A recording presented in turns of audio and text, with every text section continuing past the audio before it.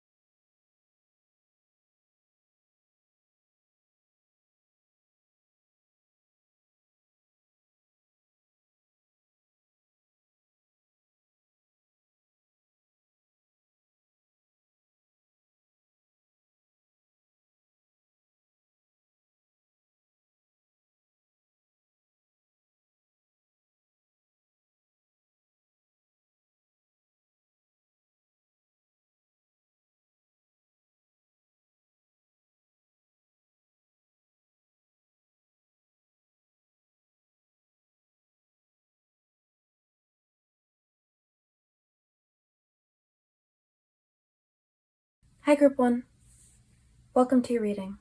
So you guys chose this little, I think, agate of some sort, and I'm seeing a few things that are healing in you guys in your lives, Group 1. The first thing right off the bat that I'm seeing healing for you guys is in the realm of career. We have the successful career card here that says a happy working environment, pay rises and promotions. And we also have this beaver card here, which is associated with the water element. And this beaver card talks all about being engaged in happy, meaningful work and working steadily over a stretch of time to see a certain project through. It also talks about financial stability and being a good worker and being dependable. And you had another card also come out from the same deck with the lizard here associated with the fire element. And I'm actually not sure which of these cards came out first while I was shuffling. The reason I say that is because a lot of the time what actually happens when I'm doing a reading is unintentionally the tarot cards I end up pulling end up lining up really perfectly with the oracle cards they end up coming out underneath. And to be honest, I think these actually came out with the lizard coming out first, if I remember correctly. And it's kind of cool the way that the color palettes in these cards all now match up really well together.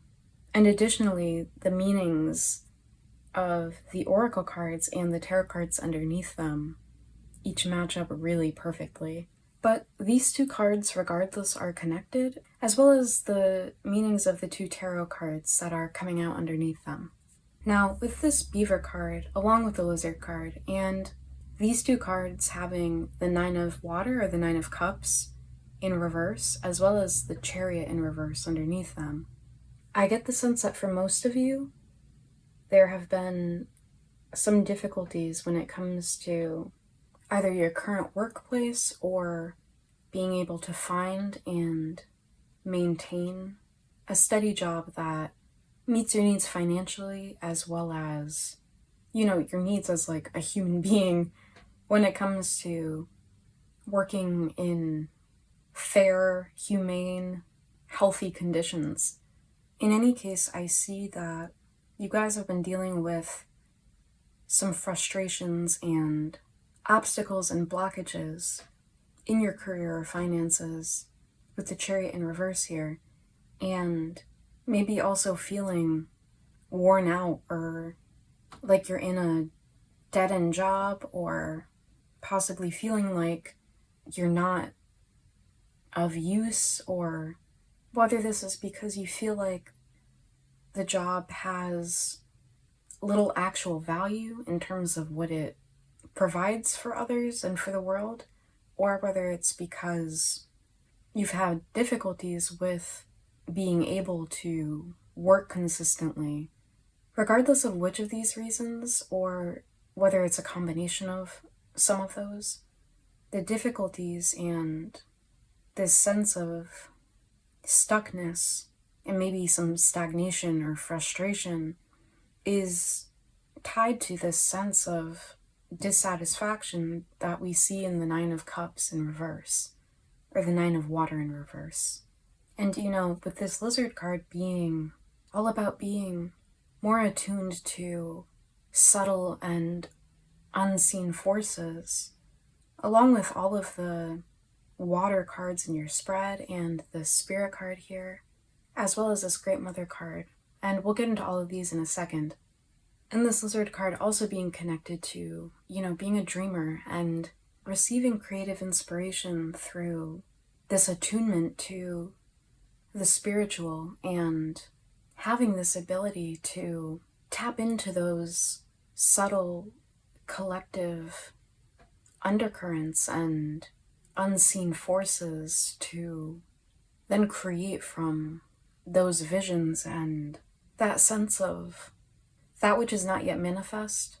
I get the sense for you that you either are currently or have been working on an artistic project, or are more generally like in an artistic or creative field, and have been feeling frustrated by or dissatisfied with the outcome or outcomes that you've been seeing. And this can be either a disappointment and dissatisfaction with, your creative output and your own abilities as a creative person, or you've been struggling to connect and tap in clearly to your source of creative inspiration. And I get the sense for some of you that this is particularly the case due to you comparing your own work and your output, both in terms of its quantity and its quality, to other artists or just people in general in your field. I've been saying artists, but this also could be actually literally in a spiritual career, with the spirit card here, this water card, which talks about spirituality, emotion, intuition, and compassion, as well as this Great Mother card and the Hierophant in reverse. But you don't have to be an artist or, someone doing something woo-woo like this for this career message to resonate and apply to you. I'm also seeing the lizard here referring to perhaps being neurodivergent, or maybe if you consider yourself a highly sensitive person or an empath, which could especially be the case with the water and the two of water in reverse here in your spread. Or even if you're just more generally an introvert or someone that is more attuned to the subtle and spiritual aspects of reality. Or even if you're just, just tired. This lizard card can get at this sense of this sensitivity to, and being especially attuned with the attunement card here to, and tapped into, energies and the more subtle and unseen dynamics and flows of energy that are at play. That sensitivity, which is this strength that allows you to have these creative visions and spiritual insights, also makes you more sensitive to what's going on around you and makes you more susceptible to being overstimulated. And I get the sense for many of you that whatever dissatisfaction and frustration and stagnation you've been experiencing in your career is connected to the overstimulation and disconnection from your own internal environment and inner knowing and the creativity and vision you contain within you. And again, this could be for a few reasons. This could be because of, like I said, you've been looking externally at others' work and output and progress and been unfairly comparing yourself to these apparent success stories, even though odds are you're only seeing the highlights and within a very curated display of these people's stories and processes toward wherever they are. And you're also probably only seeing the best parts of those people's lives or careers. This could alternatively be that you've been finding it really difficult and dysregulating to be working in whatever environment you've been working in, whether it's due to toxic coworkers or managers or bosses, or whether it's due to the sorts of overstimulating factors that can really drain someone who has sensory processing conditions like difficulty with tolerating loud or irregular noises, or just noises in general when you're trying to focus on your work, or trouble with smells or textures or lighting in whatever environment you work in.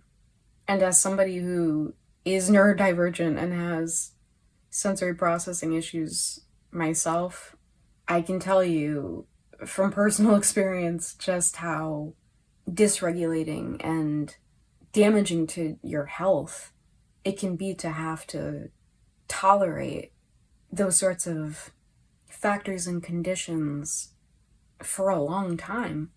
But this could also be having trouble with connecting to that source of inspiration and vision, which I would call spirit, considering all of the references to spirit and the subtle throughout your spread here, due to certain limiting beliefs you might have around your ability to be successful doing what you do, both in a creative sense as well as a financial one, or due to time constraints or the pressure to get a certain amount done within a certain time frame, whether these are externally imposed or self-imposed deadlines or quotas.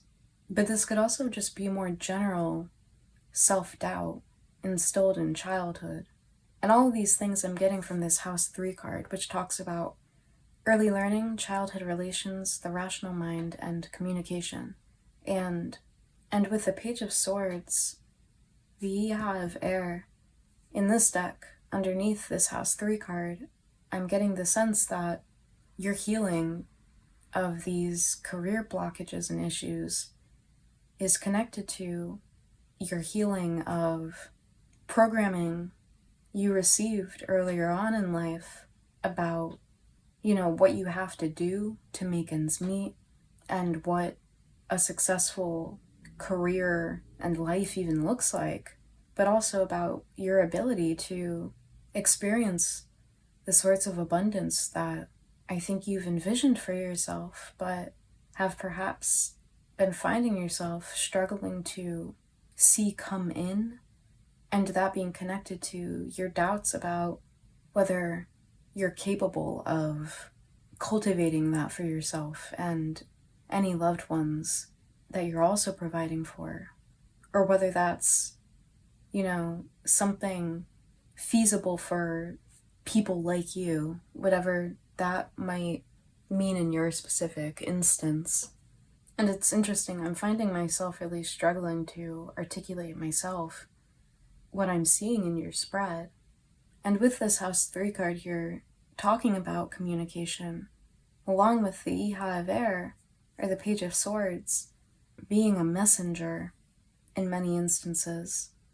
I get the sense that for those of you that are maybe finding it difficult to express yourself, whether this is in a creative career or a more, like artsy career, or whether this is more generally in your ability to express yourself just in general in life and just be yourself freely and without inhibitions, I see you finding healing and clarity, both internally in your own perceptions of yourself and your circumstances, but also a more literal clearing in whatever challenges or difficulties you've been experiencing in your life, and particularly in career and finances, through a deepening of your connection to your own inner landscape and psyche, and by tending to your own soul and inner flame, and connecting in that process more deeply to the divine, however you want to, whether you want to call it spirit, God, source, your spirit guides, guardian angels, the universe, loving ancestors. I'm getting this sense from this spirit card here, which says heavenly assistance from your angels and guides, as well as with these 2 Rose Oracle cards, that by sort of loosening this pressure valve of stress and frustration when it comes to where you're currently at, or how good your work is, or whatever didn't go according to plan or a specific timeline you had in mind, or just didn't pan out, and attuning, like it says in this Rose Oracle attunement card, to what's going on within, unmediated by any external authority, which is what I'm seeing with the Hierophant in reverse here on the bottom of the deck for you guys, as well as with the 2 of Water in reverse. Reversals can sometimes mean something that is an internal process. And I'm getting the sense that by attuning to your inner guide with the Hierophant in reverse and cultivating this relationship you have internally with your own more subtle processes that we see in the Water card here, with its talk of spirituality, emotion, intuition, and compassion. And I'm especially being drawn to emotion and compassion here, with the 2 of Water being in reverse.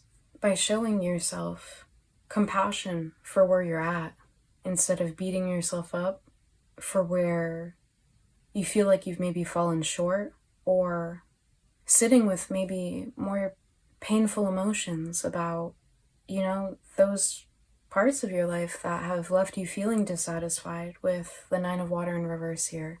And with the 2 of Water being in reverse, this could be, feeling like you haven't seen things work out when it comes to past relationships, this turning within and connecting to that sense of inner compassion and nurturing for yourself, as well as this sense of being loved unconditionally and supported and held by the divine and, your angels and guides here, or loving ancestors, and any other loving ways in which you're being held and supported. Like it says in this Great Mother card, where it says, fall into her arms. I think this is what can allow you to release and surrender and let go of any hard feelings, hang-ups, resentments, or perhaps grief, or maybe certain insecurities or anxieties around your own self-worth and lovability and your own worthiness that have maybe been holding you back and inhibiting you, like we see in the House 3 and Page of Swords cards here, as well as with the Chariot in reverse and the Nine of Water in reverse. And I get the sense with these two little hummingbirds in the Two of Water here, if you can see them. They're so teeny! As well as with these two birdies in the House 3 card. I'm getting the sense that whatever difficulties you've had with past relationships and perhaps feeling unable to be your authentic self and be respected and accepted and loved and appreciated in past either romantic situations or platonic ones. And this can be both with friends as well as, in the workplace with work colleagues and bosses. I get the sense that these difficulties have their roots and origins in childhood conditioning. And the more you take time to go within and sit with these feelings, and I think most of you have been doing this, I should say, because we're talking about what's healing.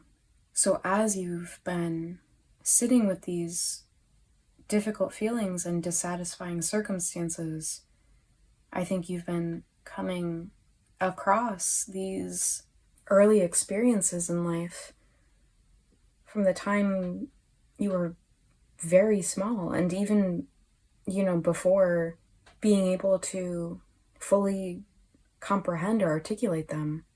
Now as an adult, you are seeing these ways in which you've been programmed and conditioned to believe certain things about yourself and about the world and your relationship to yourself and the world, your ability to be who you are, your ability to live a happy, abundant, successful life, your ability to connect safely and healthily with others as an equal in reciprocal, respectful relationships.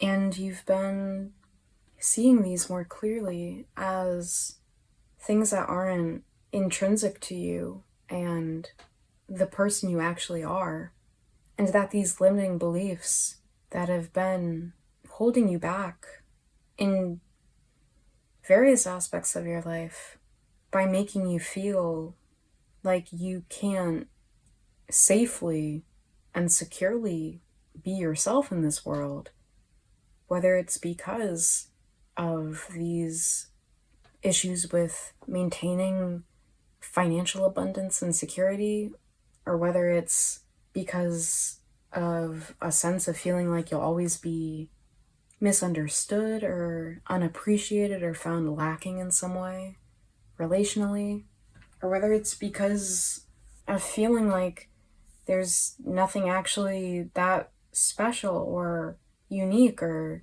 of value within you, that all of these beliefs have only been keeping you from all that you actually are and can be in this world and are meant to be in this world.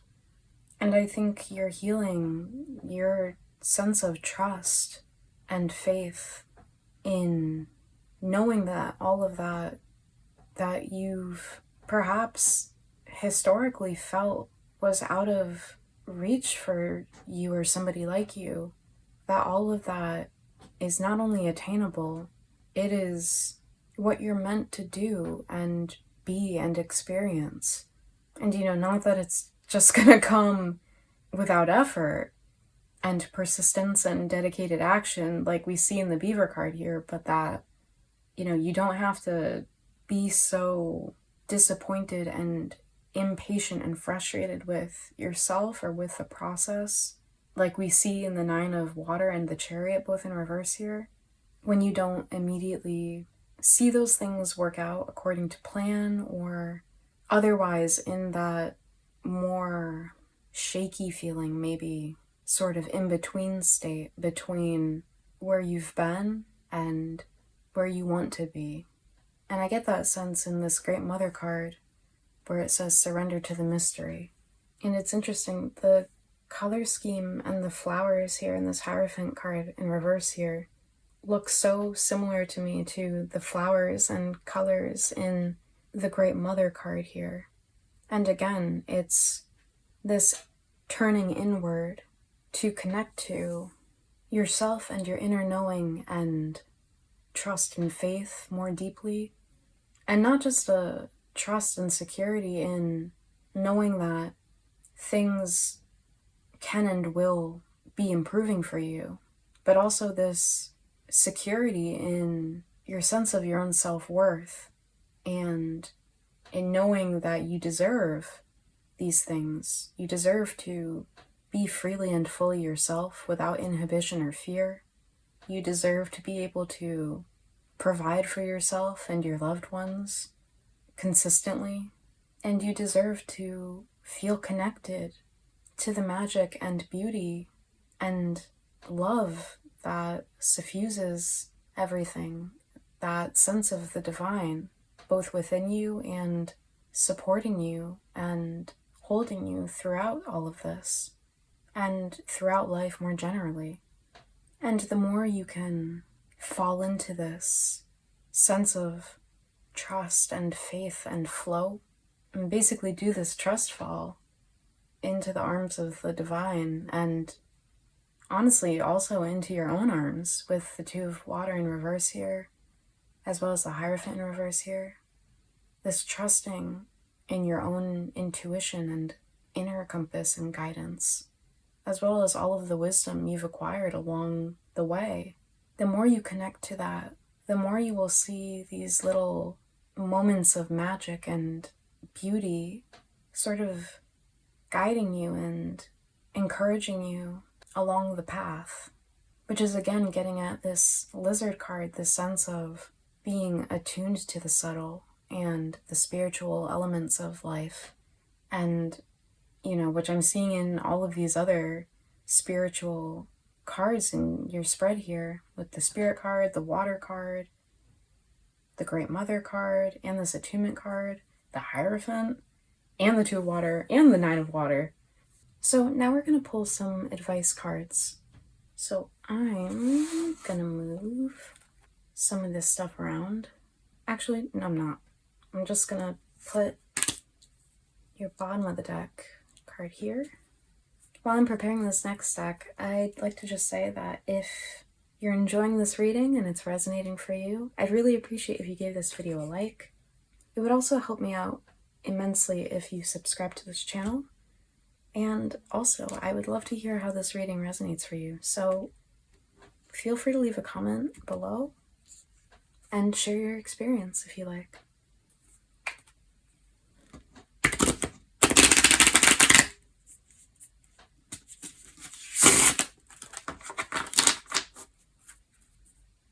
Source, spirit guides of my own, and spirit guides of Group 1. What advice would you like to give Group 1 regarding all of this, and what's healing in them and in their lives currently?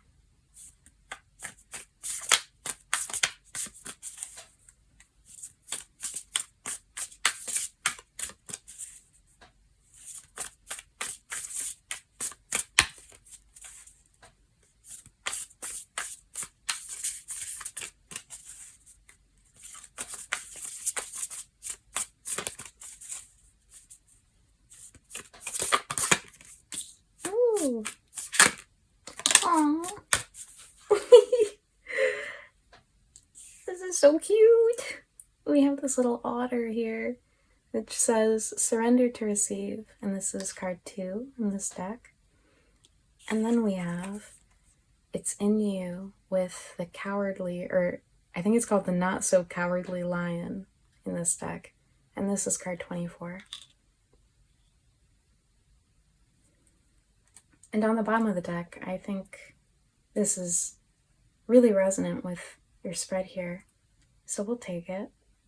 We have inner truth with this owl, and this is card number 7. And I'm seeing connections in this otter card to the water element that we have here, which is also the predominant element in your spread here, with the beaver card also being a water card, as well as these 2 water or cups cards in your tarot. I'm also seeing it being connected to the Great Mother here, and this message of surrender to the mystery. And the fact that this is, the Great Mother, along with water being this feminine element, this otter card is really highlighting the, feminine modality of being receptive and also patient with the process and trusting in one's internal abundance, and which is connected to this it's in you card and this inner truth card here, as well as this trust in one's connection to and ability to access the abundance of the world around them.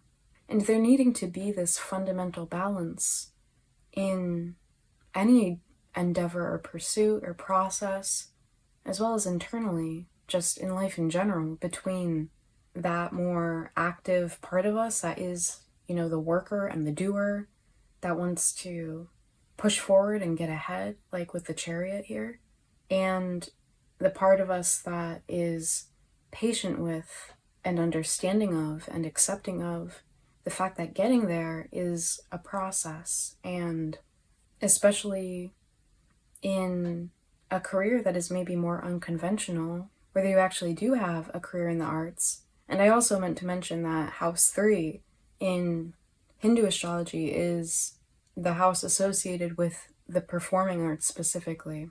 But also if you do, more wee-woo things like this. But even if you are in a more conventional job, the ends and the means are in many ways one and the same. Which is to say, in other words, that the process toward a certain end or outcome requires a simultaneous drive to see the thing through, as well as an ability to appreciate the process for what it is and trust that that journey is taking you to a worthwhile end point, even if it's not exactly in the time frame you had anticipated, or it doesn't look exactly down to the last detail like what you had envisioned it or planned it to be.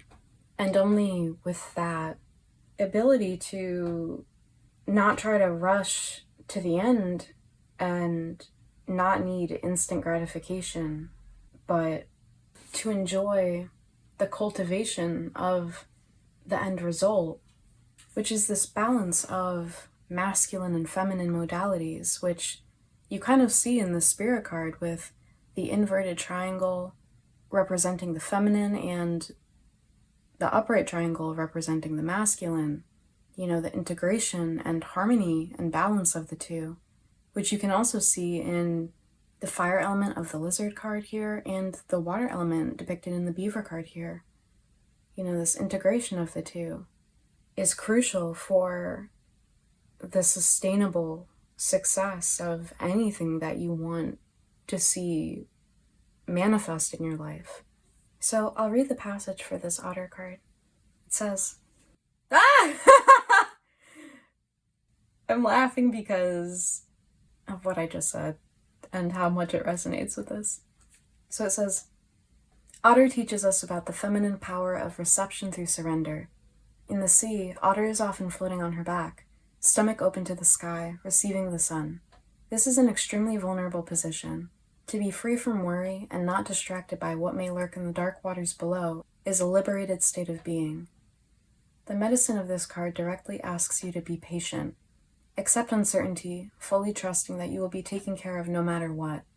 Be wary of the mind chatter insisting that you need to know the outcome now.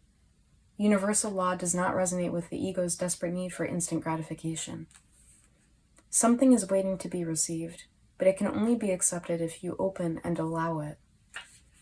When you are open to receiving, you become a magnet for that which you seek. What is the expectation or problem you are holding on to so tightly? Imagine that issue as a tightly closed fist. When you unclench your fist, your open palm is able to receive what life has in store for you. Let go of the need to control what you cannot control. Surrender the idea of how you need the outcome to look. Otter's power in the sea is her sensual flexibility. She bends and yields with the currents. Allow the moment to unfold without forcing it into the box of limited human perception. Otter swims in the dark, mysterious sea of the unknown. It is here that she receives all her nourishment. Otter's medicine is to surrender and swim with the current of uncertainty and receive something far greater than your immediate and limited desires. That is so incredible because of how it connects to the Great Mother card here, when it says, Otter swims in the dark, mysterious sea of the unknown, and this message of surrendering to the mystery. And then it says, it is here that she receives all her nourishment. And, what is the Great Mother if not the supreme nourisher? She's the great big mommy of us all. And this message of falling into her arms to receive this nourishment, which is, again, reminding me of this need to surrender your frustrations, to be able to release any more deeply seated feelings and programming that is fueling that frustration and impatience, is giving me the sense that, you're clearing out this space in your life and internally of all this sense of frustration and blockage and truly, these deeply seated fears and anxieties and limiting beliefs. And with that release, it allows you to connect more to this inner truth and all of the abundance you contain within you with this It's in You card, with all of these gems around the lion, as well as this third eye here, giving this sense of, again, this connection to your inner vision with the Hierophant in reverse here, as well as this attunement card again, and the intuition and spirituality mentioned in the water card, and what I've already said about how that is connected to this relationship with yourself that I get the sense of in the Two of Cups, or Two of Water in reverse. And this again is also connecting to the message of this Lizard card about this need to turn away from the external expectations and stimuli that are throwing you out of alignment with yourself and perhaps dysregulating you, but are certainly disconnecting you from your sense of what is true and right for you. And not only does this process of release of these fears and anxieties and limiting beliefs and pain and suffering allow you to come more fully into yourself and into this loving, compassionate relationship with yourself, rooted in self-trust and a strong sense of your fundamental worth. This is also going to open you up to being more attuned and connected to the divine in whatever ways that you personally connect to it. And it's important that you do, honor how you personally connect with these cards about inner truth and the Hierophant being in reverse here, instead of deferring to external authorities, whether these are religious authorities or, even tarot readers, without first cultivating that more personal, intimate, one-on-one connection to your sense of the divine and what holds spiritual significance for you, which is what I see with the Spirit card and its message of heavenly assistance from your angels and guides, as well as with the Great Mother card, and, you know, this being one name for God. And if you are a creative or artistic, I mean, we're all creative in truth, but if you are, you know, working specifically on something artistic, or if you are somebody who works in, you know, a more esoteric or spiritual sort of job, this greater receptivity, as well as this deeper sense of trust in yourself, as well as this release of all of the stuff we've talked about before, which allows you to be more open to your connection to the divine, will result in you finding it far easier to tap into that sense of creative vision and inspiration, whether this is expressed through, you know, your artistic medium, or whether this makes it easier for you to be a medium yourself for divine insight and inspiration. So card 24, It's in You, says, Not So Cowardly Lion. In the story of The Wizard of Oz, the Cowardly Lion traveled the yellow brick road to get to Emerald City to request what his heart most longed for, courage. Little did he know that during his entire frightening journey, he already possessed that which he sought so desperately. For in his heart, there were a courage that was always his to claim. The Cowardly Lion needed the outer journey to understand that what he most desired was always within. What you seek, you too have in you. Do not give up the journey. Persevere and endure the uncertainty. Remember that having courage does not mean you are fearless. It means you do the thing despite being scared. Cowardly Lion, who now has transformed into Confident Lion, shares his medicine with these questions. What if everything you've been searching for is not only right in front of you, but is in you? What if everything you've been chasing outside of yourself was the part of you that you couldn't see within? What if you were looking in others to find the you that was screaming to be self-actualized? What if every beautiful quality you deeply want, you already possess? What if the sweep you off your feet love is your own love within reflected back to you? What if the gift you have been waiting to actualize was crying out, I'm right here, please, please see me? What if this whole entire time it was you that you were searching for? What if you chose you and stopped waiting for others to choose you? What if you stopped running toward external validation to prove your worth and instead went within and became yourself? Wow, I'm like kind of tearing up here. Oh my god.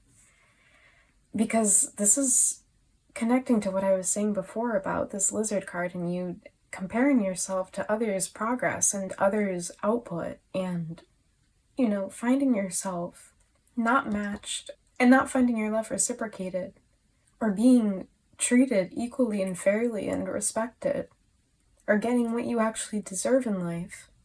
And I'm just really happy that these things for you are healing and that you're finally recognizing that there's never been anything wrong with you and there's never been anything wrong with any of the things that you've wanted for yourself. What's been wrong is the way that you've been treated and programmed to believe that there was ever anything wrong with you in the first place or anything, or that somehow you had to ever be something else than simply yourself. And, you know, we can find ourselves looking for that sense of truth or security or love or peace within another person or within, you know, a specific idea of success, you know, like a specific job or hitting a certain quota or meeting a certain expectation at a certain point in time.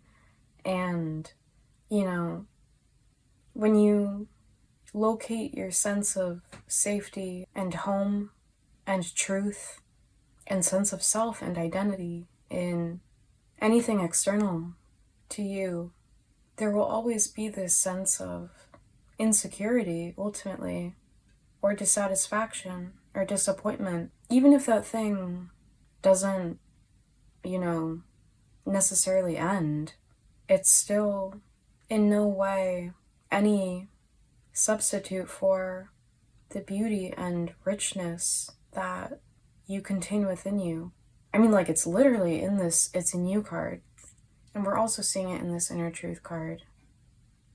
And, especially for those of us that have gone through dysfunctional or perhaps even traumatic, but more generally unhealthy conditioning in childhood, it can be a very difficult thing to even recognize when we do sell ourselves short and settle for locating a sense of peace or comfort or stability somewhere else.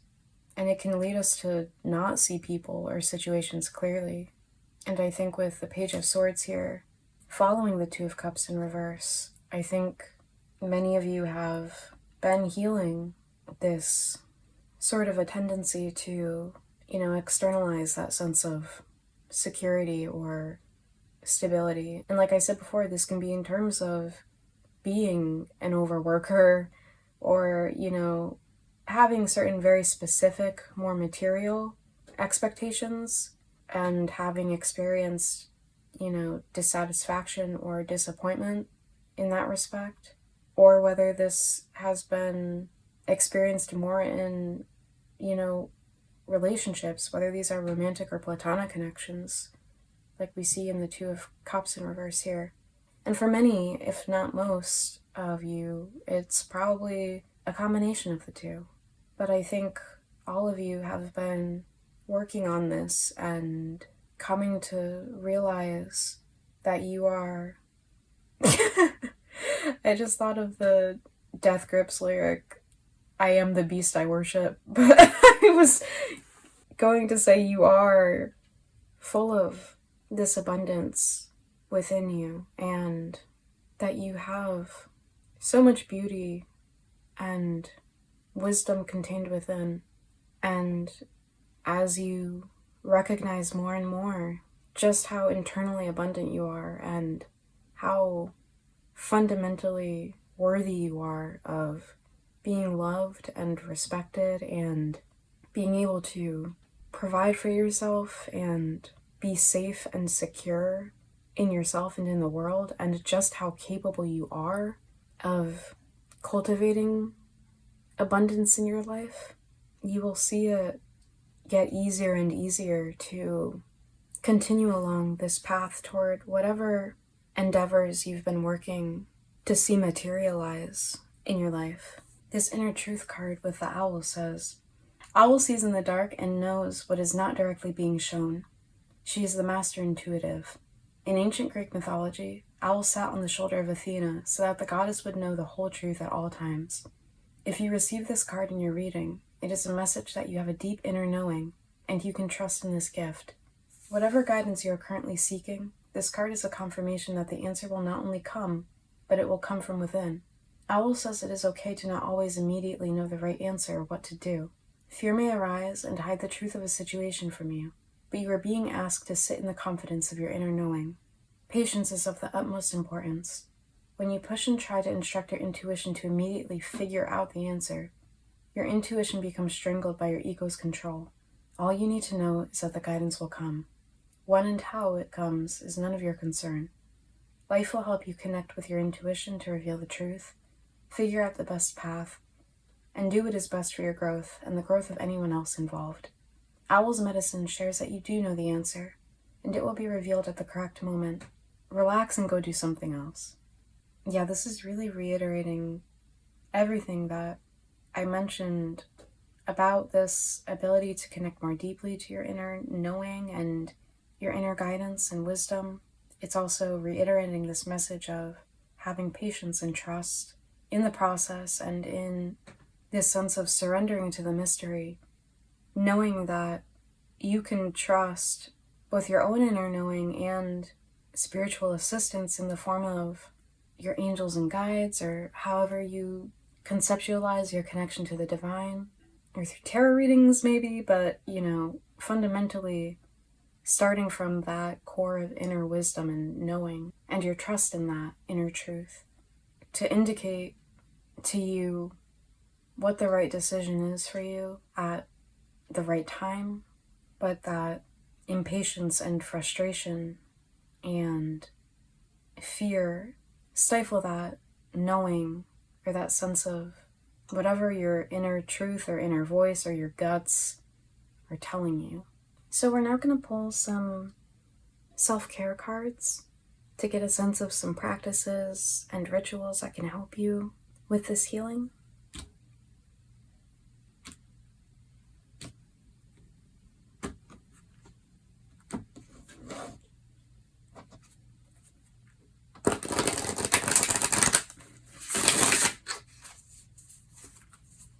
So, Source, Spirit guides of my own, and Spirit guides of Group 1. What practices and rituals can help Group 1 with all of this? Most of all. Ooh.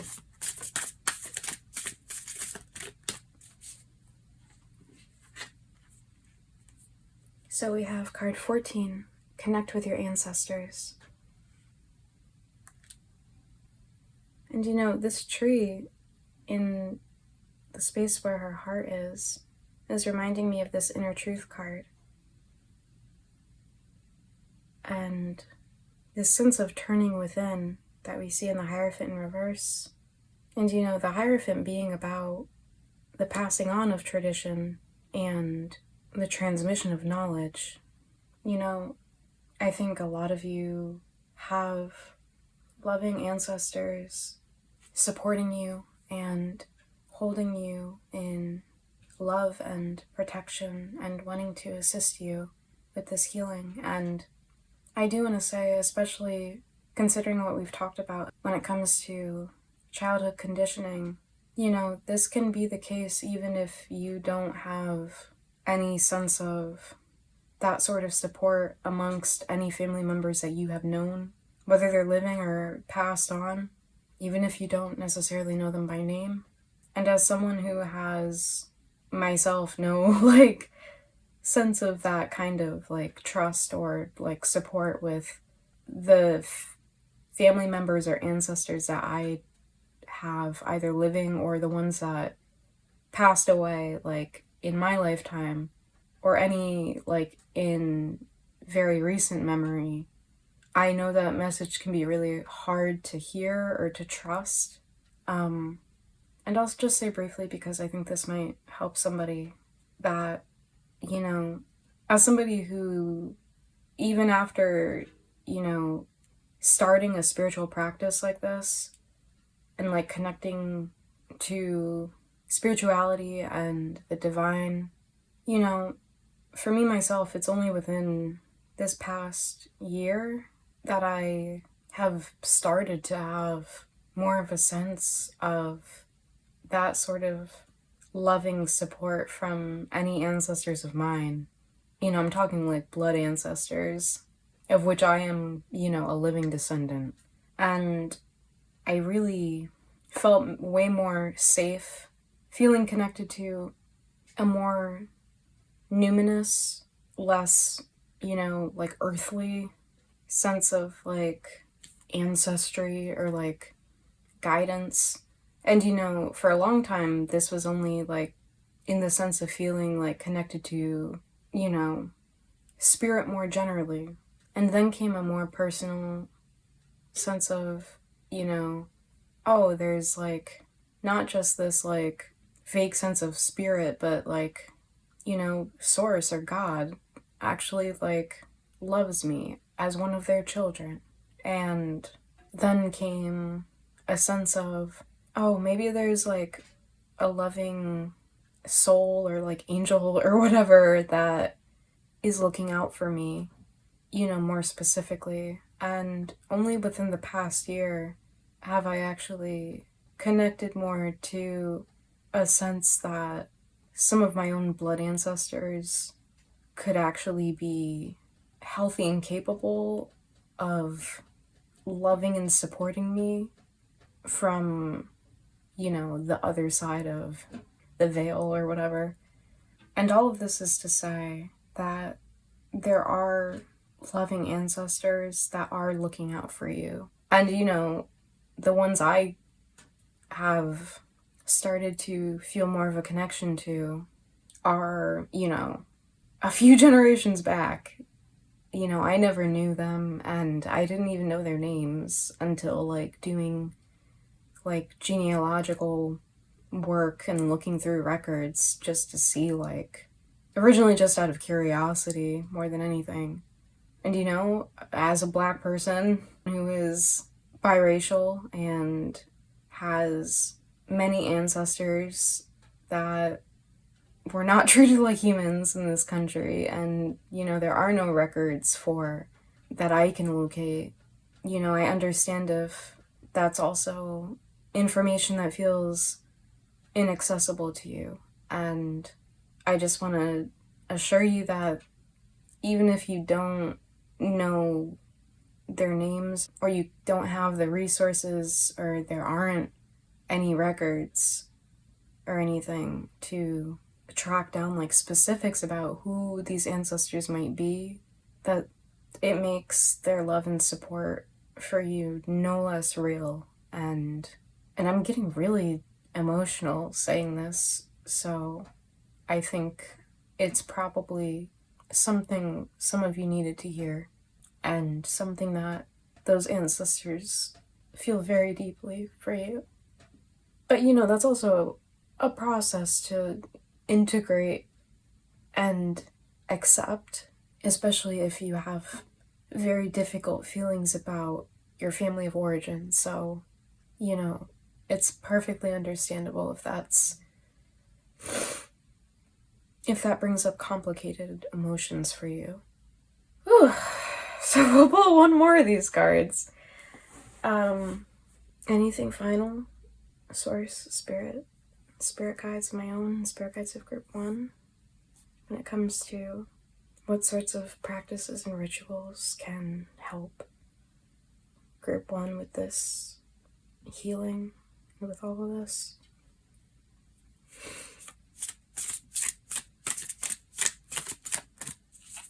I think you guys are definitely in your own healing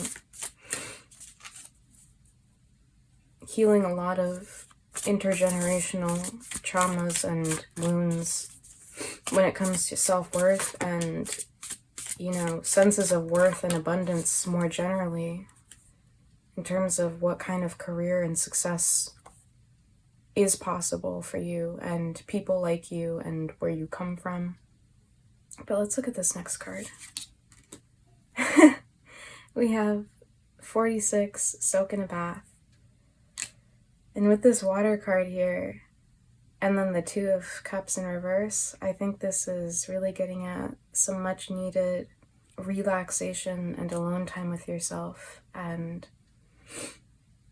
you know, considering how much I've cried in this reading, and I don't think I've ever cried in one of these general readings before, I think this is also getting at the need to sit with your emotions and allow the emotional waters to flow through you and release, and to give yourself patience and grace and space for that. Oh, yay! And on the bottom of the deck, we have Abundance Planning, card 1 here. And I think that's pretty self-explanatory. I mean, I think it's getting at a sense of reevaluating your ideas of what sort of abundance you can have in your life. I think it's also telling you to buckle up and get ready for some abundance flowing into you with this successful career card, and these messages about this sort of frustration and blockage in your career and finances healing. I think it's also talking about your abundance more figuratively when it comes to your internal abundance. And this can be talking about your energy reserves, like we were talking about with the lizard card here. And it can also be talking about, you know, who you share all of your beauty and your many facets, like with these crystals in the lion card here. All of your depths with the water card and the soak in a bath card. You know, where are you investing these sorts of resources and these forms of your inner abundance? And are these worthwhile places to be investing yourself? And this talk about what you're investing in is reminding me again of the message we got before with this It's in You card about, you know, whether you're investing your sense of security or safety or worthiness or lovability or home in another person or in a specific material form of success or, you know, specific standards and expectations you set for yourself and your career and other aspects of your life. But I think most of all, this is talking about trusting that you're on your way to seeing this increase in your material abundance, which we love to see. So we're going to finish your reading with one final card from my trusty essential oils deck.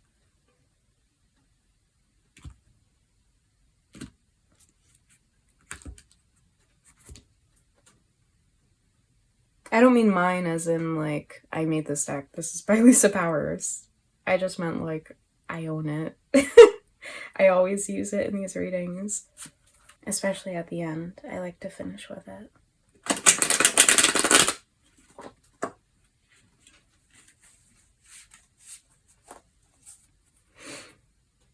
So, source, spirit guides of my own and spirit guides of group 1.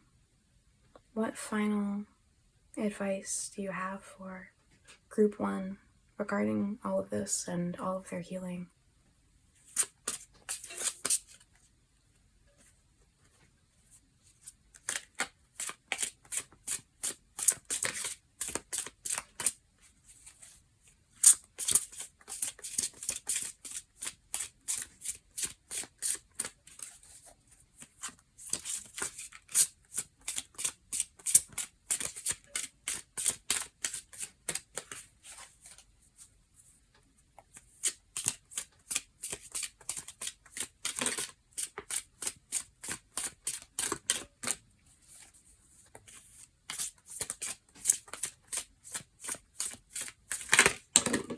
Thank you. We have Black Spruce, Restore. The trigger statement is, I am broken. The truth statement is, I am illuminated. As you release your attachment to the high and low, you find peace and balance. Honor the cycles of your body and energy now.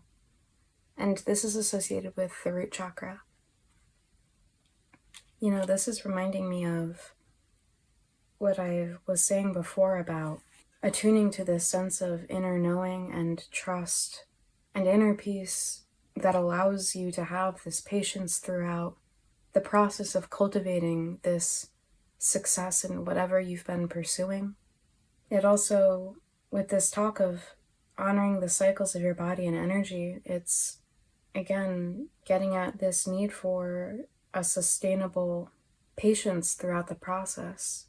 Like I was saying before about the ends and the means being one and the same, that, you know, the viability and success of whatever outcome you're trying to achieve is fundamentally founded upon the sustainability and ability to appreciate the process of the getting there.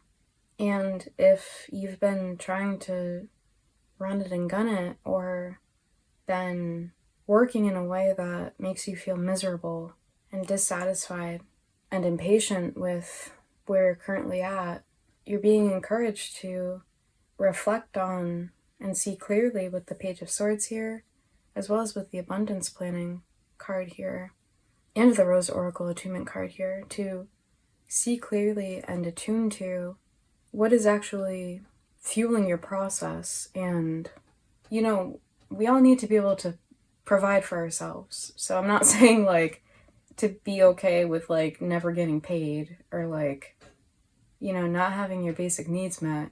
What I'm saying, though, is, you know, if the work itself feels like misery and you can't wait to be done with it, to return to the original inspiration and vision, like I was saying in the beginning with the lizard card, that inspired you along this path in the first place. And, you know, to shift more into a flow state of patience and acceptance of where you're currently at in the process, which will allow you to rekindle that sense of inspiration and passion for what it is that you're doing, particularly if you are in an artistic or spiritual profession. But more generally, if this can be talking about whatever career you're in, if it's something that you feel passionate about or inspired by. And even if this isn't specifically talking about a career, though I think for most, if not all of you, this does have to do with that in some aspect. But this is also reminding me of the message of the lizard card that I was getting, that a lot of you might be particularly sensitive to things going on in your environment, or, you know, need more sleep than the average person, or can only do like so much of a specific kind of work in a day before getting burnt out. And this is especially true for doing anything like this, I know, personally. But I think every sort of task or job has its limits. Even if you aren't, you know, neurodivergent or, you know, have any sort of a disability or anything that would otherwise make you, like, on paper more susceptible to being overstimulated or overtaxed. I think, you know, becoming more attuned to, you know, the wee-woo and spiritual things also makes you far more sensitive to things you're consuming, and not just, you know, physically like food and drink or the air that you're breathing, but the media that you consume and the people you spend time with and the environments you're in. You know, how cluttered or clean they are, how the lighting is, how much sun you're getting. So I think there's also a message here of, again with the Abundance Planet card, taking stock of the things currently that you find yourself to be responding more positively to, and things that you find more taxing to you and your body and your energy, as well as your emotions. And on the bottom of the deck, we have compassion with Rose. The trigger statement is, I am unlovable. The truth statement is, I am love. Your heart is healing and expanding with love. Spend time showering yourself with that love and then share with others. And this is connected to the heart chakra. And I'm reminded right now that the heart chakra has this 6-pointed star as its symbol. And we have this 6-pointed star in this spirit card here, which I take as further confirmation that your heart is healing at this time. But this is reminding me of the message that I was talking about with the Two of Cups in reverse here, as well as the It's a New card, where we were talking about all of the love and compassion that you didn't receive from others, whether this started out in childhood or whether this has been with other connections later on, that you've always been inherently lovable and you've always been loved.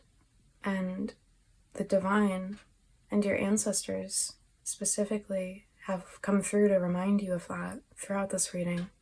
But it's important to prioritize showing yourself that love and that compassion when it comes to how you treat yourself, when it comes to achieving whatever career goals you've set for yourself, or when it comes to how you honor your needs, which might be different from what is considered the norm, you know, how you treat your body and make sure certain things are suitable for you so that you don't get overtaxed and worn out to the best of your ability. I know that certain things are maybe less workable in certain cases for some of us than others.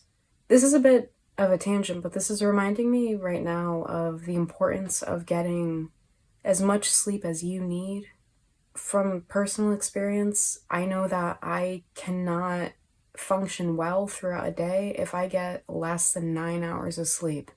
And I've heard from a neuroscientist that the average adult needs at least 8 hours and 15 minutes to fully clear out their, like, I think it's called like your glial system. It's like in your brain and it like travels down, which is reminding me of this water card here and what I've been saying about the need to like flush things out. But like, you know, that's just for the average neurotypical able-bodied adult. And I think a majority of adults, at least in the US, but I'm sure elsewhere in the world, do not get even 8 hours of sleep. Like, it's normalized to sleep like 7 hours, if that. And so I think this message of showing yourself this compassion also extends to this message in the Black Spruce card about honoring the cycles of your body and your energy. And that means if you need 9 hours of sleep to be able to function throughout a day without feeling like you're gonna fucking lose it, to prioritize getting those 9 hours of sleep and to do all of the things that you know will help make that as easy and restful a process as possible, which is so crucial to just be okay and functional and alive as a person. But anyway, Group 1, this is all that I'm seeing for you guys. I really hope this reading was resonant and helpful. Again, if you did enjoy this reading, I would really appreciate if you gave this video a like. It would also really help me out a lot if you subscribe to this channel if you haven't already done so. And I would love to hear about how this resonated for you, so feel free to leave a comment below. Hopefully I'll see you again in future readings, but in any case, take care. Bye!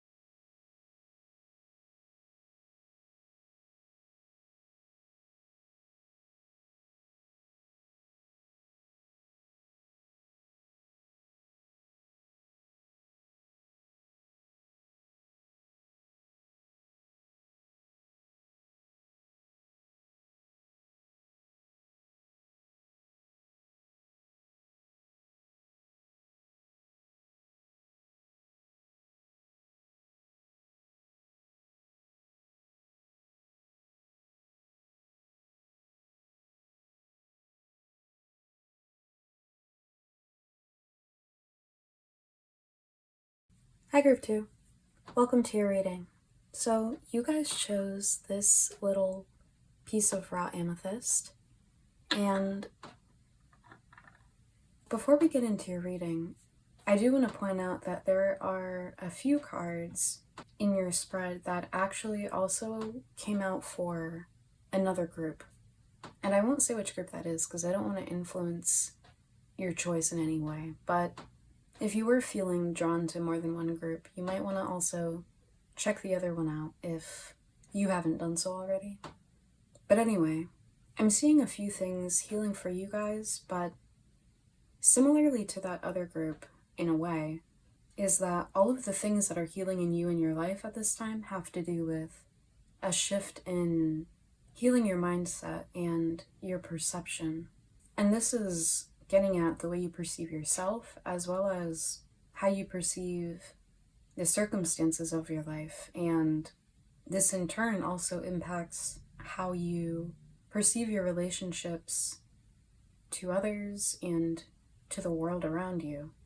I get the sense for you guys that with the mouse card here, as well as this Virgo card, the King of Swords or Curandera of Air in reverse here, as well as the Ace of Air and the Nine of Air, both in reverse, that you guys have struggled with overthinking and anxiety and a really hypercritical inner voice that has made it hard for you to see and recognize and connect to the abundance and sweeter things in life, which I'm getting with this owl card in reverse here, along with the sense of intimacy and sensuality that we see with the House 7 and the Taurus cards here. And this overthinking and really hypercritical and anxious, fearful, negative inner critic that I'm associating with, your ego or rational faculties being sort of in overdrive, with the King of Swords or Curandera of Air in reverse here, the Kings of the Tarot being associated with the air element and this being the air suit. And I think your rational mind operating at this anxious extreme that we see in the energy of the mouse, as well as with Virgo coming up here, and all of these swords or air cards in reverse, has had to do specifically with a sense of scarcity being experienced, particularly when it comes to material and financial abundance. And, it could be the case that you've been in a tight spot financially, or been having career issues, or been experiencing blockages or frustrations in your career or in earning a living for yourself and to provide for your loved ones, which is one of the significations of this owl card in reverse, and which I'm also picking up again from this Taurus card here, and Taurus being a sign associated with material abundance and prosperity and the ability to enjoy and appreciate and relish the sensual pleasures of life. But this sort of sense of scarcity or lack mentality could be something that actually stems from, your upbringing and earlier conditioning in your life, or previous conditions that you're still operating from and are still perceiving yourself to be in mentally, but which don't actually reflect your current reality, which I get from all of these air cards being in reverse, especially the Ace of Air being in reverse, often suggesting that we're not seeing things clearly for what they are. And I've talked a lot in previous readings about this sense of lack being connected to the masculine modality, which we all have within us, regardless of gender, taken to a toxic extreme of being overly invested in, logic and rationality without the ability to allow for the existence of aspects of reality that aren't apparent to the naked eye. And this sort of hypermasculine way of operating, with its over-reliance on, the rational and logical faculties, as well as on, taking action and being a doer, which I'm seeing in the Chariot and the Eight of Fire cards here. This extreme actually warps our logic and our rationality and causes us to not actually see things as they are or as they truly can be. It often leads us into this fearful place mentally that closes off our sense of possibility, as it closes off our sense of there being, aspects of reality that aren't apparent to the naked eye. And when we then perceive ourselves and our lives and the world around us from this fearful and limited place, which we see in the mouse and the owl in reverse here, it causes us to actually direct that sense of our need to act in unhelpful and unhealthy ways. And we don't perceive accurately, the best use of our energy and in what places and according to what sorts of processes that are actually the best course of action for us, which is what I'm seeing in the King of Swords in reverse, and then the Chariot and Eight of Fire here, both being about, our will and the direction of that will into whatever area or pursuit. And I think that over-reliance on this aspect of yourself and your psyche, which you're maybe more used to operating from, this hypermasculine mode that in this extreme makes us feel like we're never doing enough and makes us feel like we have to constantly be on go and be acting and working toward whatever sorts of achievement or for other forms of perceived success or, material gain. I think this is healing for you. And, with you choosing the amethyst, that connects to this sense of the more spiritual, unseen aspects of reality, as well as with this Tree of Life card that talks about true wisdom and making good choices in life, and this Spirit card here that says heavenly assistance from your angels and guides. I think with this healing of your relationship to your, you could call it your masculine energy, or how you perceive, like rationality and logic, and especially with this Virgo energy here, like what you take for granted as common sense reality and the norms of life and what life can and should be.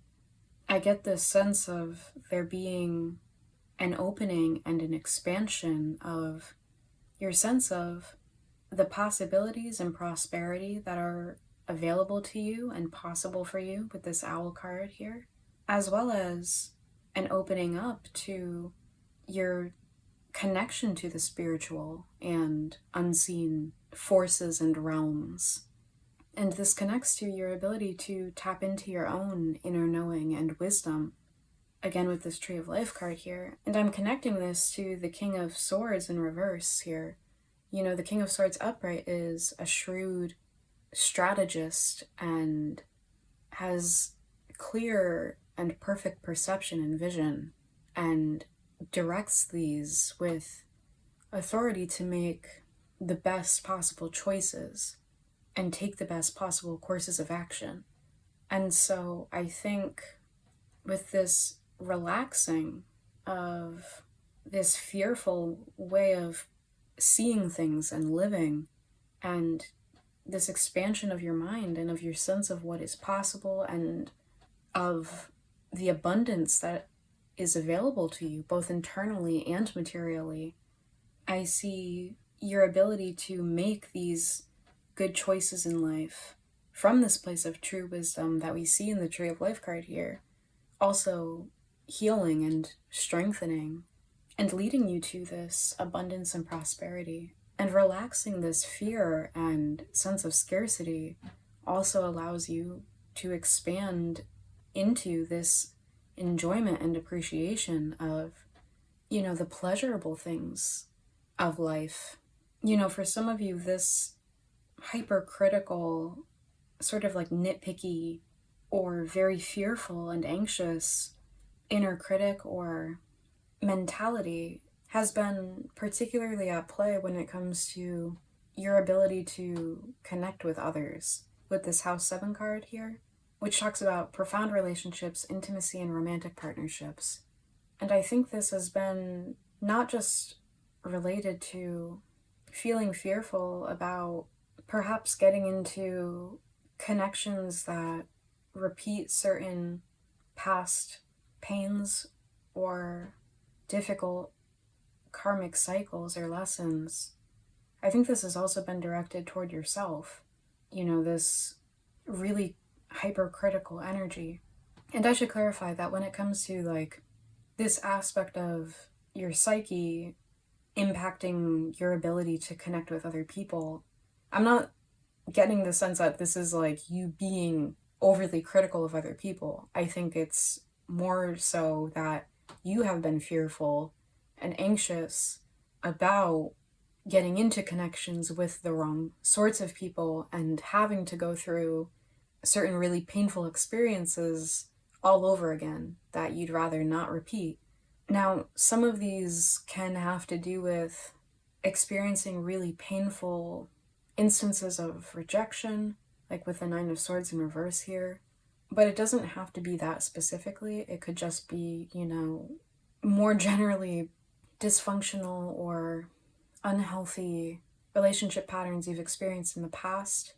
But I think regardless, this fear and anxiety about this is connected to a really harsh inner critic that has sort of continuously reminded you of all of the things that are supposedly wrong about you, or constantly reminds you of your past or past mistakes or harsh lessons you've experienced, without allowing you to accept these experiences for the lessons that they were and take the wisdom from them, like this Tree of Life card gets at, and release any pain or shame or fear of those things repeating, even though, you're human and that's the point of being alive, is to learn and change and grow, just like this tree is here. And I think realizing that's, the point of being alive, and if you weren't meant to make mistakes and learn from them and change and grow, you would never have been born, is allowing this really high-strung and anxious mentality that makes you feel like, you can't fuck up and that everything has to go a specific way or else disaster will result, is allowing you to actually heal your relationship with yourself and with your sense of feeling safe in life and in the world, and to move forward in general. And I think this is leading to this second bloom that's being talked about in this card here, which says, a second chance, it's never too late, new possibilities, and which I'm also seeing reiterated in the Fool in reverse here on the bottom of the deck for you guys. And I'm being drawn particularly to two parts of this Rose Oracle Attunement card here. One part says, may it be a gateway for all to return to ourselves, the earth, and each other. May our connection with the voice of our soul be made stronger with every use. And I'm seeing that connection to the voice of your soul healing and being strengthened as this more fearful, anxious perception of things is being healed and allowing you to open up to other aspects of life beyond, fears around scarcity and lack and being in survival mode. I'm also noticing this part that says, "Guide me and all who use it to embrace our ever-changing true nature and the seasons of our lives with compassion, understanding, and grace. Show us how we can plant ourselves here more deeply than ever before." And this is reminding me again of what I was just saying about you coming into a time now of being able to give all of the past versions of you and your past experiences grace and understanding and compassion, and being able to look at your past experiences from that place of understanding and the grace and compassion that allows you to heal and grow and change from that person to embody more of your true nature. And this ability to allow yourself to change and grow from where or what you once were is allowing you to come into a new phase of your life where, these possibilities and this prosperity that the owl card talks about, and this more pleasurable, sensual, abundant way of living that we see in the Taurus card here becomes newly available to you. And I also see new, reciprocal, healthy, loving connections coming into your life as well with the House 7 card here, whether these be platonic or romantic. And the 7th house in Hindu astrology also relates to business and commerce. So that, with this owl card also coming out, as well as these two cards, the Chariot and 8 of Fire, being about taking action and directing your will in a certain direction, this can also be talking about you guys entering a new phase of life of more material abundance and financial success that comes with this healing of, again, your sense of fear or anxiety when it comes to your income and money and finances, with these swords cards all in reverse here. This scarcity mindset that maybe in the past has kept you from earning a steady, comfortable income for yourself based on either, again, this sense of, common sense reality that can often characterize Virgo energy that assumes, making that kind of income isn't possible for a person like me or for a person in my career field or life circumstances, or that, more broadly places these sorts of limits on our sense of what's possible, which we take for granted as the absolute reality of our lives, but which is actually coming from a limited view of what's possible for us and a limited worldview. And this sense of seeing things only being able to be one certain way for you can also apply to what you've accepted for yourself in relationships with the House 7 card here. But more broadly, it has to do with, assumptions or perceptions about the sort of life experience that is possible for you and your ability overall to live a fulfilling, enjoyable, abundant sort of life, which is coming through with this Taurus energy here. So we're now going to pull some advice for you guys. And while I'm preparing this next deck, I'd like to just say that if this reading is resonating for you, I'd really appreciate if you gave this video a like. It would also help me out immensely if you subscribe to this channel if you haven't done so already. And also, please let me know how this is resonating for you by leaving a comment below. But overall, it seems like your relationship to yourself and life in general is healing in a way that's making the entire experience all around more enjoyable and feel sweeter, which I just love for you guys.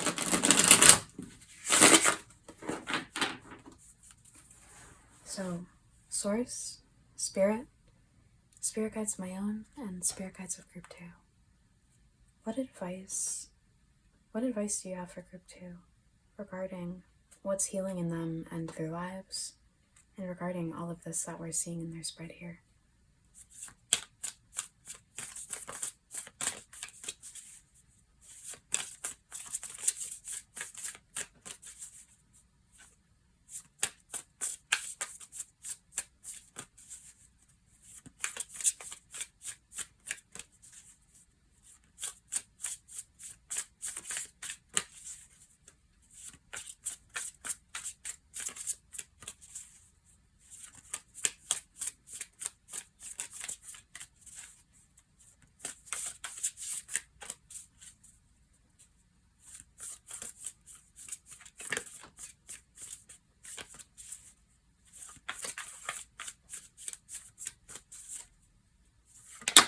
Ooh.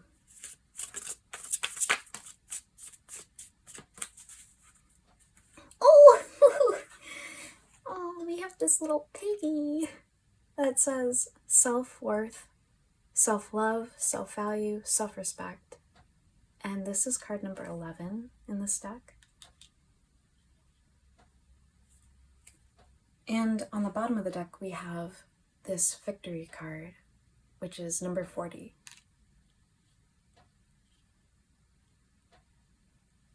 So I'm going to read the passage out of the guidebook for this deck for both of these cards. So with this card, with this little pig, it says, "Pig has big medicine to share with you. This medicine is so grand that it is the key to living a fulfilling life and aids in accomplishing your potential." What was I saying? Pig's message is simple and direct. Know your worth. Not only does Pig know his worth, but cultures across the world have proclaimed his value for thousands of years, as both a creature to be revered and a source of nourishment. Think of a piggy bank with money inside of it. The more money inside, the more value it carries. The piggy bank reflects the idea that our true worth comes from within. When we only use others' validation to inform us of our value, it always leads to suffering. Pig's medicine teaches us about inner talk. Do you walk around doing your daily tasks with a voice in your head that belittles you, tells you that you are not good enough, and makes you feel unworthy? I'm sorry, but it's just incredible to me when everything resonates like this. Anyway, I'll keep reading. Now is the time to proactively train and direct the voice in your head to share messages that are uplifting, loving, and kind about yourself. This will take a lot of work and will most likely feel like you're lying to yourself if you have a habit of negative self-talk. The key to making it honest and impactful is to not lie to yourself and say, "I am gorgeous," when everything in you feels ugly. Instead, you say to the part that feels ugly, "I love you, I feel this pain with you, and one day I will get us to the point where we feel our beauty, but for now I am here for you." Pig's medicine asks you to accept that you always struggle with some form of insecurity because you are human. True self-worth isn't raging confidence. It is allowing yourself to be insecure and being there for yourself while you feel the pain of not feeling good enough. This act is the power that creates self-worth. So again, this is getting at everything I was saying before about this really hypercritical inner voice that has really been limiting your ideas of what is possible for you in your life and in the world, and how this is all connected to, your sense of your own inner abundance and inner worth and what you feel like is possible for you. And this, again, impacts every aspect of your life, from your relationships to the amount that you earn financially, and overall to your sense of your ability to experience positive, fulfilling, enjoyable things in your life. For one, because of fears and anxieties that you've had around scarcity and this sense of like feeling like you can't make any mistakes or take your foot off the gas or make a wrong move. But additionally, this being related to a sense of your own worthiness and, what I've said before when it comes to this like hyper masculine energy operating at this warped extreme, as well as these two cards, the Chariot and Eight of Fire, that talk all about, ambition and directing one's will and one's energy in a certain direction. This also connects to a sense of feeling a need to prove yourself through conventionally accepted forms of success and through external validation for these achievements.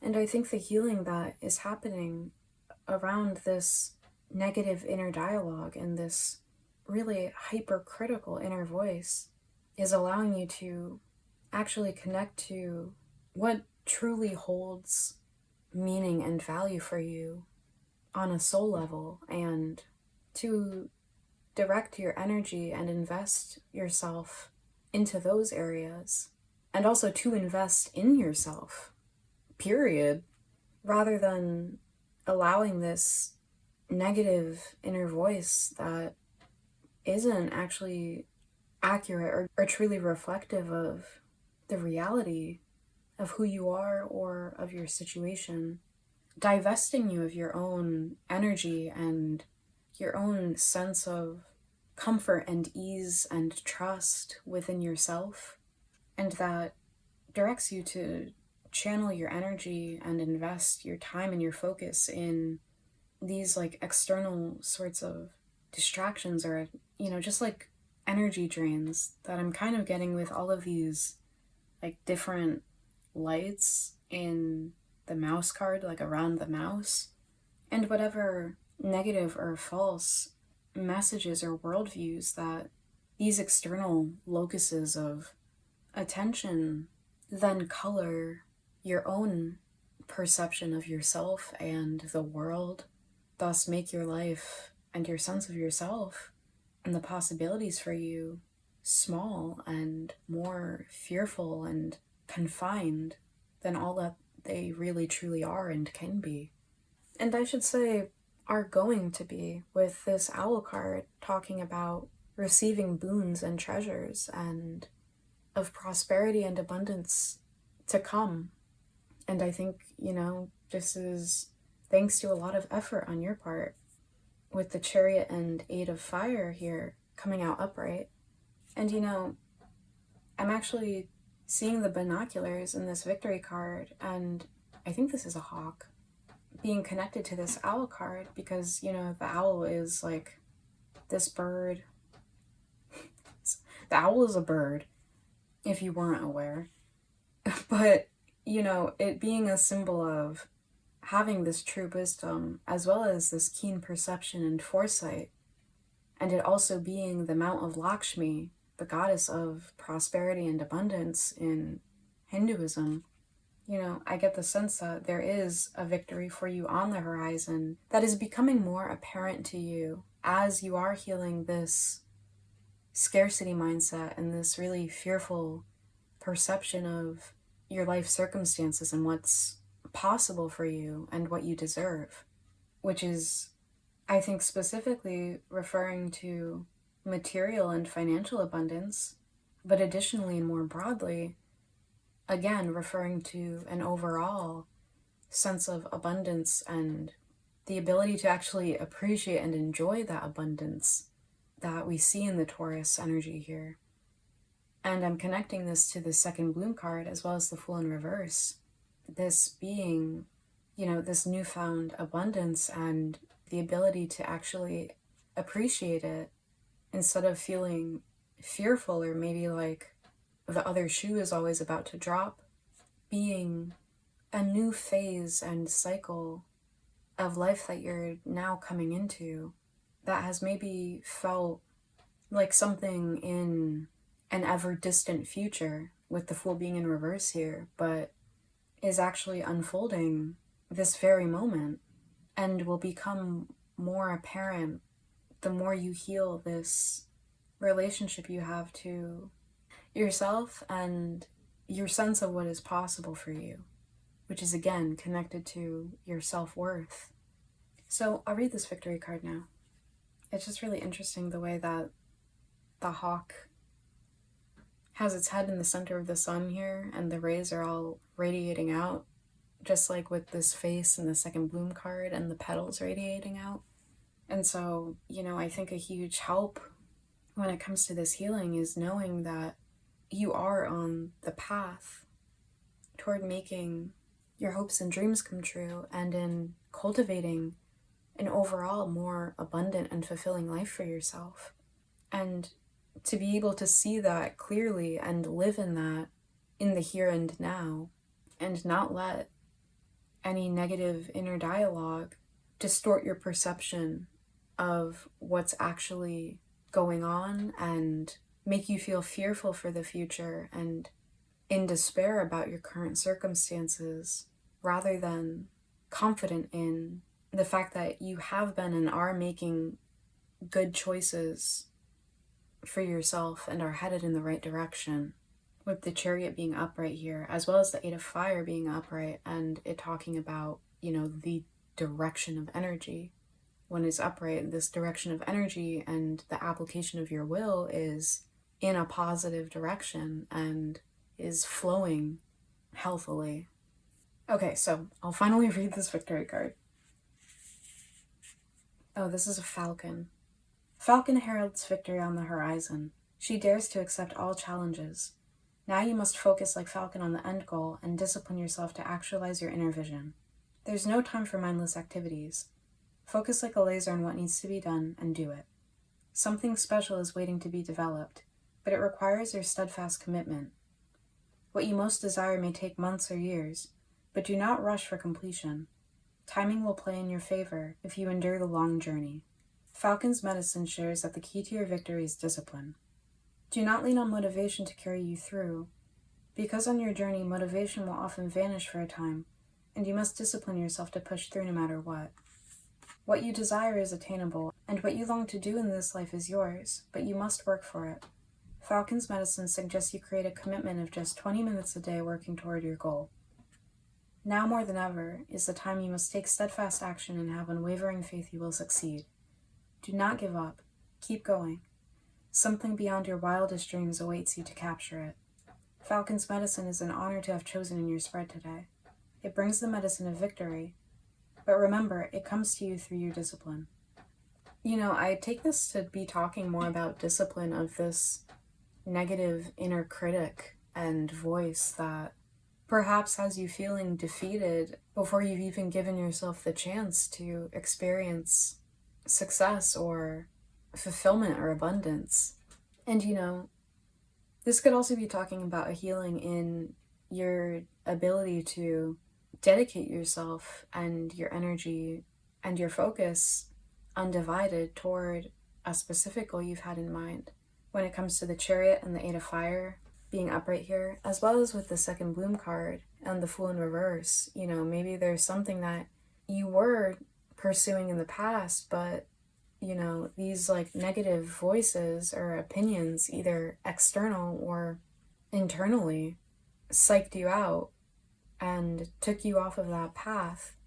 And so you put it aside for a while, or you gave it up for a while. That could be the case. It could also just be that you've been in pursuit of something for a while and have been healing your relationship to your inner dialogue, and also been healing and releasing any external opinions or mindsets that you've maybe taken in that have been negatively coloring your sense of your ability to see success and fulfillment and abundance from whatever it is you've been pursuing. But I think this is more than anything telling you, regardless, to trust that all of the efforts that you have put in that none of them have been in vain, and even if there have been hiccups or obstacles or maybe little flubs along the way, or even big mistakes, that all of those have taught you and served a purpose and have ultimately taught you and put you more on the right path by showing you what was maybe taking you off of that course, or not actually honoring or reflecting your hopes and dreams, or what you actually do deserve with this self-worth and love and value and respect card here. But ultimately to trust that all of the small steps and all of the efforts that you've been making toward whatever achievement or pursuit you've been after are leading you to a far more fulfilling and abundant experience of life and experience of your own self, really, of all that you are and all that you deserve. So next we're going to pull from this self-care oracle deck to get some practices and rituals that can help you along with this healing.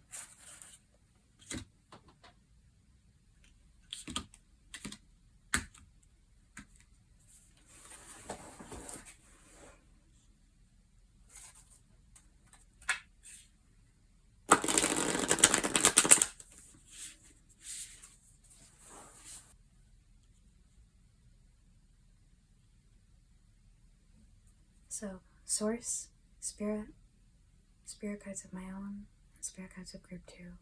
What practices and rituals can best help them with what is healing in them and their lives, and with all of this that we've seen in their spread thus far?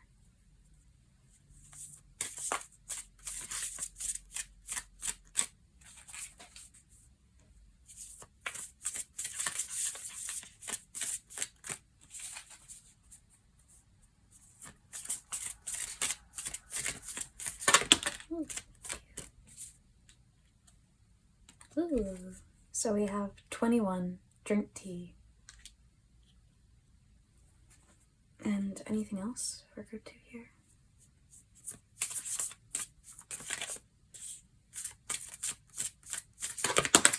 Thank you. I was so scared that was going to fall in my candle. We also have 38, nourish your temple. And I'm noticing with the 38 here and the digits adding up to 11, and then with the 11 in this little piggy card here, that we have two 11s. So 1111 might be a number that you're seeing around a lot, and maybe you can take this as confirmation of the success and abundance coming into your life, and as a reminder of your self-worth and all that you deserve, and to nurture yourself and nourish yourself, like it says in this Nourish Your Temple card, and to have this self-love and compassion for yourself, and to show yourself that grace that I was talking about before. And on the bottom of the deck we have 31, look to the stars. And now we have two 4s. So we have the 4 in the 40 of the victory card, and we have the 4 when you add up the digits in 31 here. And, you know, I take this as a message of, you know, not giving up on your dreams and your hopes, and knowing that they're just on the horizon and they're coming into view and into your life at this time, and that you're well on your way to making them a reality for you, just like we've seen with the Owl card and this Falcon card here, and to stay the course with the Chariot, as well as with the 8 of Fire. And I just noticed that we actually have the 7 in the Chariot, then we have an 8 in the 8 of Fire, and then, well, after the Ace of Air, then there's a 9 in the 9 of Swords, or the 9 of Air, and then the Fool is a 0, but it's, you know, the 9s are the end, but then it's, you know, like the cycle renewed after coming to a close with 9 here. And so, I take this as another message of encouragement to keep taking these small steps toward whatever it is that you've been cultivating for yourself, as well as making these sorts of incremental adjustments that were talked about in the pig card here, where, if you're feeling something negative, to have compassion for yourself in that moment.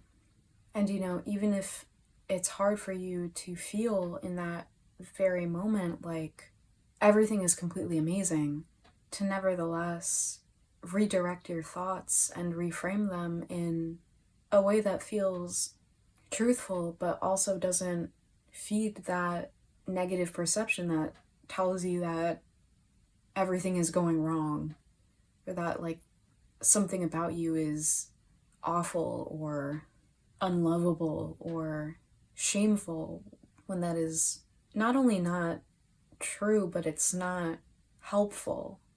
And if there is something that does need to change, that maybe is associated with a feeling of healthy shame.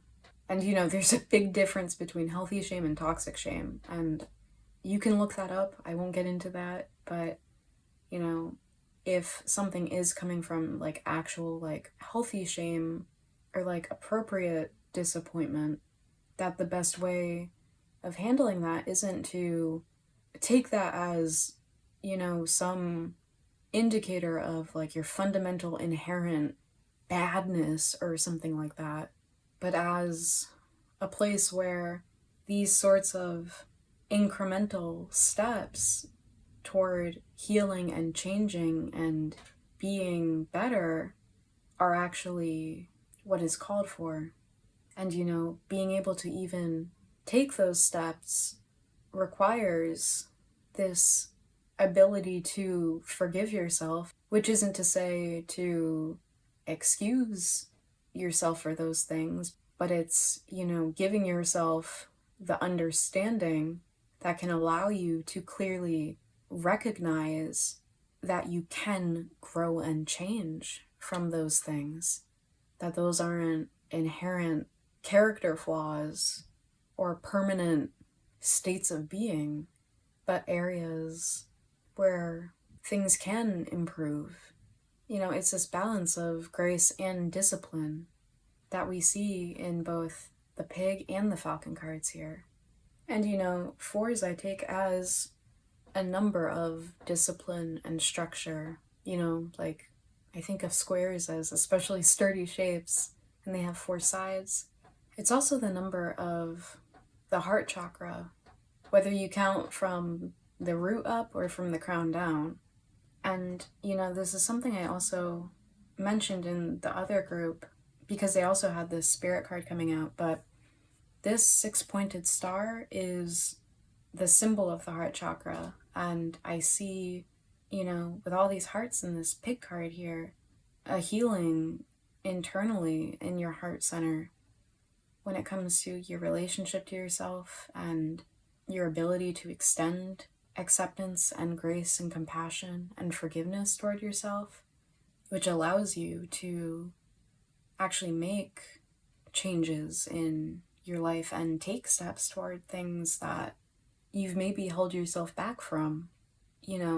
The heart chakra being in the center of the higher and the lower chakras is also a convergence point of the more material and the more spiritual aspects of our existence. And you can likewise see in the spirit card that it's showing an integration of the feminine with this inverted triangle here, and the masculine with the upright triangle. Both of these modalities. And I take this again to be this balancing out of the sense of compassion and grace, as well as, this attunement to the abundance that is actually available to you, as well as an attunement to the more spiritual and ethereal or unseen aspects of reality. And, attuning more to that and bringing this sort of hyper-masculine, very rigid sort of sense of discipline and structure and rationality more into alignment, and that easing up and allowing for this deeper connection to the abundance and pleasure, and also the more spiritual and intuitive aspects of life and of yourself. And with this drink tea card being all about setting aside a time each day for this ritual in which you give yourself time and space to focus on the pleasure of the sensory experience of having this cup of tea and its smell and its taste and the warmth and comfort you get from it. I'm actually connecting this to the message in this victory card that mentioned setting aside 20 minutes a day to devote to whatever you've been pursuing, along with dedicating time to whatever goals you've been trying to make real in your life. I think this is encouraging you to also take time out each day to just sit and be present with yourself, even for just 10 to 20 minutes, to really savor the experience of being alive and being present in the moment and in your body, and to savor this rich little experience of pleasure, which is being talked about in the Taurus card, and which I've been mentioning throughout your reading. Even if you're not yet seeing the big successes that you've been working toward, like I was getting at before in saying that, this second bloom and this new beginning is unfolding this very moment, that there is abundance and pleasure and things to savor in the here and now, and along the way toward whatever big dreams and goals you've been working your way toward, and connecting to those in the here and now, and as a fundamental part of the process of making these hopes and dreams come true, will make them feel that much closer to you and that much more within reach. Getting used to connecting to the abundance within you and within the present moment and in your life, here and now, primes you to be more ready and able to connect to that when it does start coming in these big ways for you. But also, you deserve to appreciate yourself and your life, regardless of whatever achievements you've racked up, or regardless of where you're at in terms of more conventional success. And, I know what it's like to not have very much in terms of finances, to feel like you're able to do much more than just scrape by, but there are small, affordable, and sometimes even free ways that you can connect to the pleasure and beauty and abundance in the world and in yourself. My favorite box of tea, I think, usually is on sale, and you can get 2 boxes for $5, and that'll last me 1 or 2 months. And it's a little thing that I can do for myself each night. This is just to say that there are ways of giving yourself that possibility of a richer experience of your life and of your present circumstances, even if they do feel a little threadbare sometimes. And this Nourish Your Temple card talks about nourishing your body with not just healthy food and clean water, but also positive self-talk.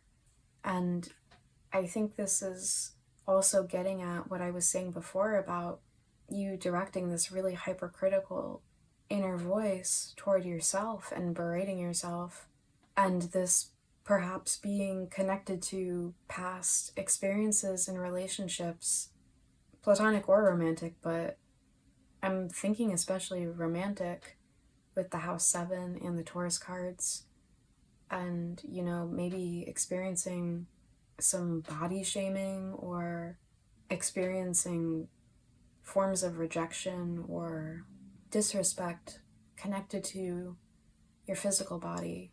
But more broadly, I think this is getting at connecting more to your body and dropping into your body in the present, because, you know, this anxious, kind of frenetic, high-strung energy that we get in the Mouse and the Virgo cards here, as well as with all of these Swords cards in reverse, can really disconnect you from your body and from your present, and you can get really disassociated from internal processes and feelings and needs that are going on within, and reconnecting to your present moment by dropping into your body. And you can do this through breathing exercises or through this ritual of drinking tea, or through any sort of practice or ritual that allows you to pause and asks you to focus specifically on what is actually going on in the present moment in your body. How are you physically feeling?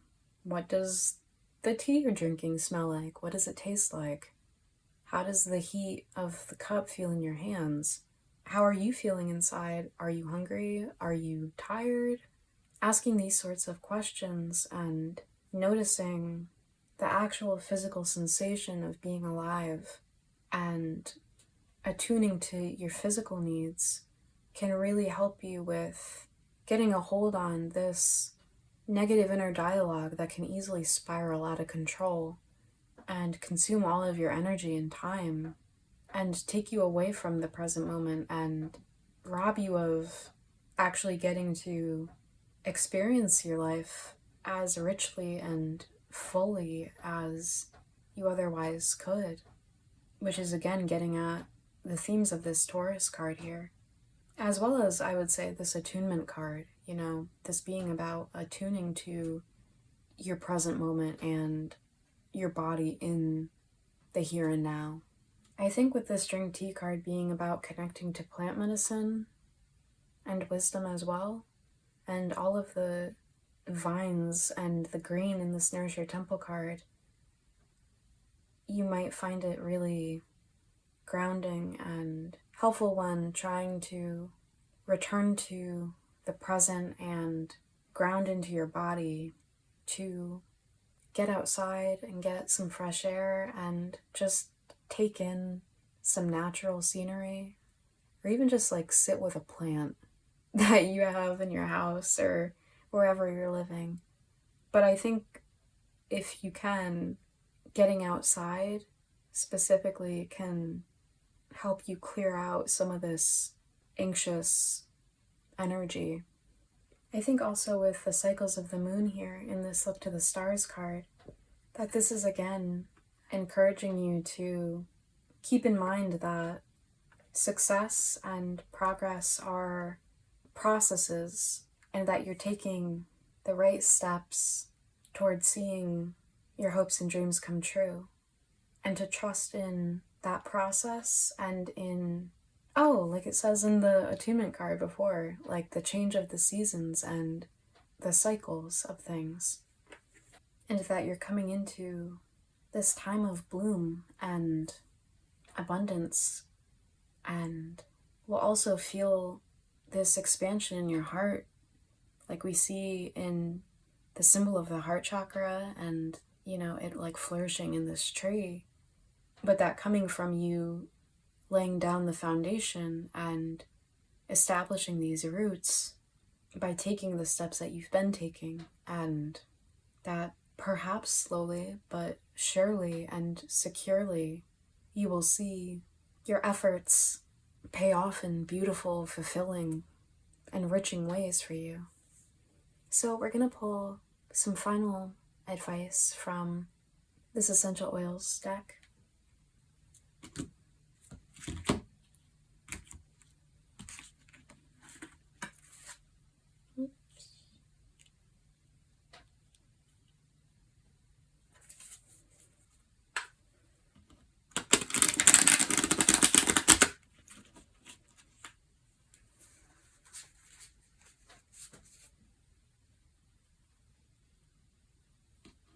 Source, Spirit, Spirit Guides of my own, and Spirit Guides of Group 2. What final advice would you like to leave Group 2 with regarding what's healing in them and their lives and everything we've seen in their spread thus far? Thank you. Okay. Oh, I guess we'll take that one too. So we have centering with a line. The trigger statement is, I feel conflicted. The true statement is, I am true to my highest self. Your focus needs to turn within to reflect on stories that are not true for you. Love is the way through. And this is a heart chakra card. And I'm taking this to be talking again about this negative inner dialogue that has been really limiting your sense of your own worth, as well as the possibilities for you in your life, and how things are actually unfolding and working out for you.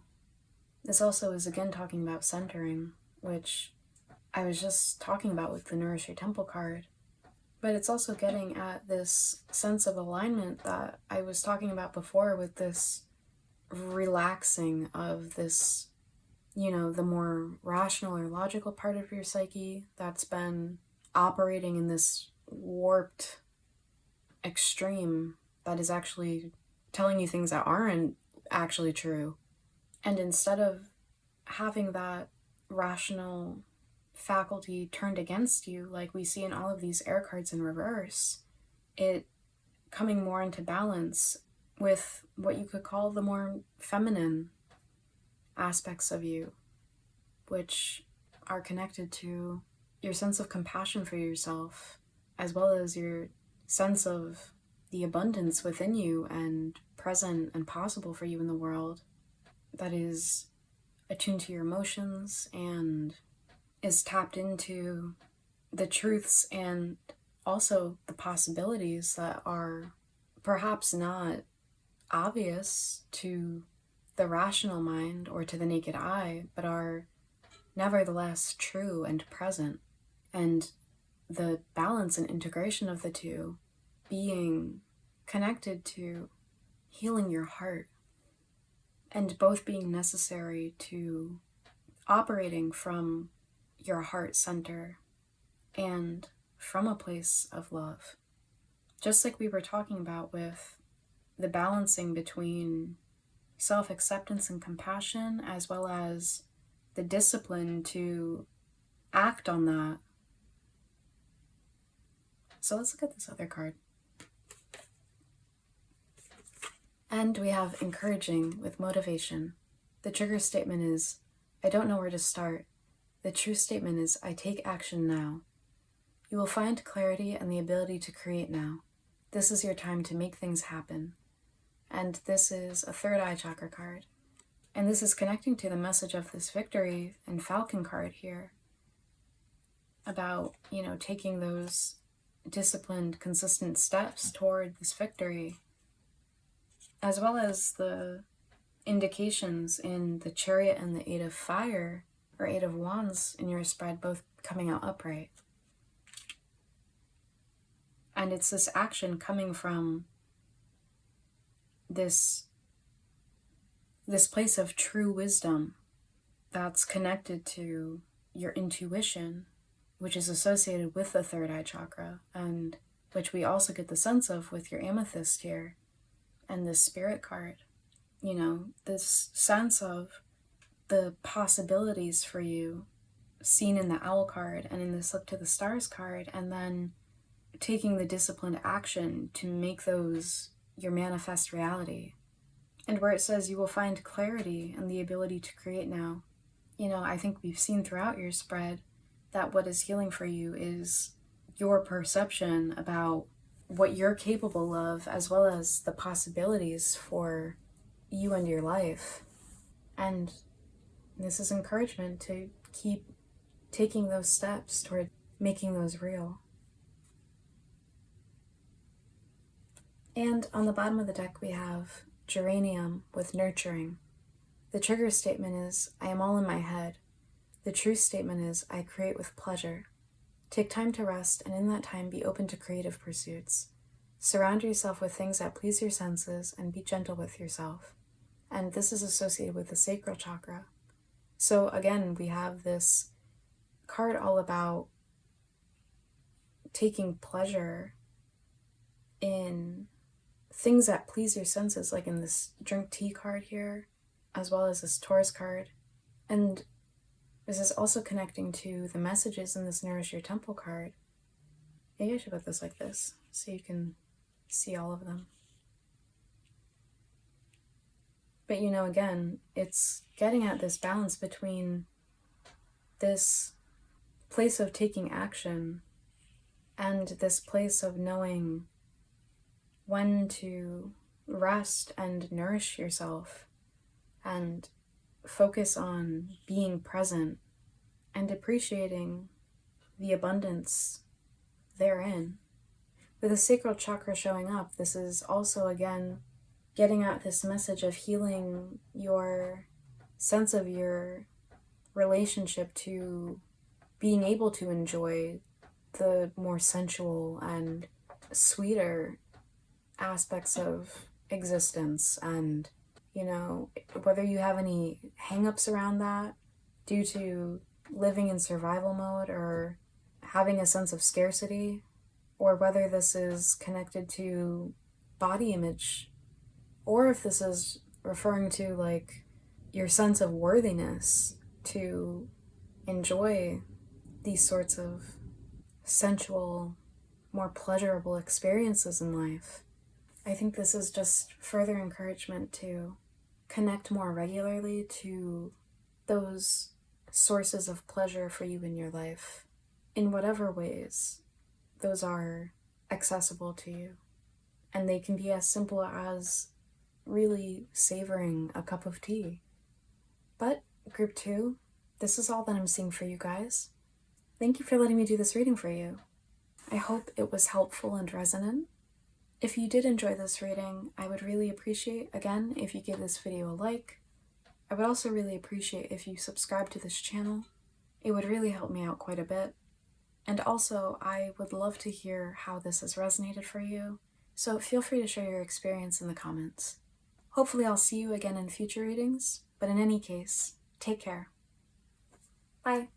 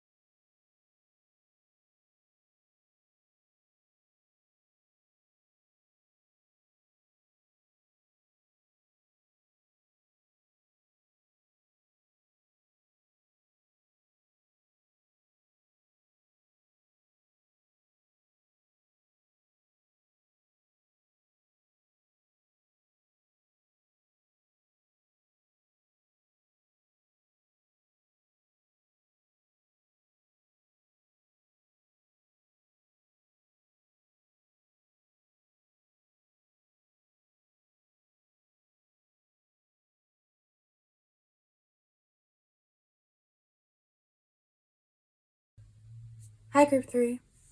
Welcome to your reading. So, you guys chose this green stone that I've been calling malachite, but I think it's actually something else. So if you do know what this stone is, please let me know in the comments. But anyway, what I'm seeing healing for you guys, Group 3, is your relationship to your feminine energy. And, we all have these feminine and masculine modalities within us. But what I mean by feminine energy, particularly in your case here, is the ability to be present and recognize the already present abundance around and within you, as well as the latent possibilities within that present, which can be cultivated in order to ground and manifest certain goals or dreams or wishes you have. And, that taking action part relates to the masculine modality. But I get the sense for you guys that you've either been recovering from burnout or you've been working in an unsustainable way that would be leading you toward a burnout, but which you're currently recognizing as unhealthy and unsustainable and just unfulfilling for you, and not the sort of life or lifestyle you want to have. I'm seeing this healing of your feminine energy with the Deer card coming out in reverse here, which is particularly connected to the more maternal and nurturing aspects of the feminine. And I'm also seeing it with these yin and water cards here. And water is a yin element, but the yin modality corresponds to the feminine, whereas yang or yang corresponds to the masculine and more active principle. And with this moth card here talking about looking for fast solutions and feeling like the grass is greener on the other side, and generally feeling dissatisfied with your present circumstances, and this leading to unfinished projects, disappointment, or burnout, as well as with this wishes come true card here. And I'm being drawn to the part in this card that says rapid achievement of your dreams and wishes. And additionally with the Eight of Earth here, or the Eight of Pentacles, and then that came out at the same time as the Chariot in reverse here. And then along with the Knight of Pentacles, or the Adelita of Earth in reverse. And then additionally with this House 6 card here, with the 6th house being all about daily work and routines, as well as healing, and particularly physical health. And then this Wasteland card that says sustainability, slow down, tend to your garden. I get the sense for you guys that you're healing your relationship to the process by which you work toward certain goals or pursuits, and your work-life balance in general, where instead of operating according to this dominant mentality in our society currently of, like rising and grinding and running and gunning, you're realizing the ways in which that has been really unhealthy for you in mind and body and soul, and been adopting a new relationship to work as well as to yourself and your own overall well-being. And I think also to your body, specifically with this power symbol here that says cleanse, purify, and protect the physical body. And everything I've already said about the themes of the 6th house when it comes to physical health, and this Wastelands card here. And yeah, I feel very strongly that most, if not all of you, have been recovering from a burnout, or just more generally an unsustainable or unhealthy work process that you've been taking measures to adjust so that it honors you and the cycles and needs of your body, but also is more enjoyable in the here and now.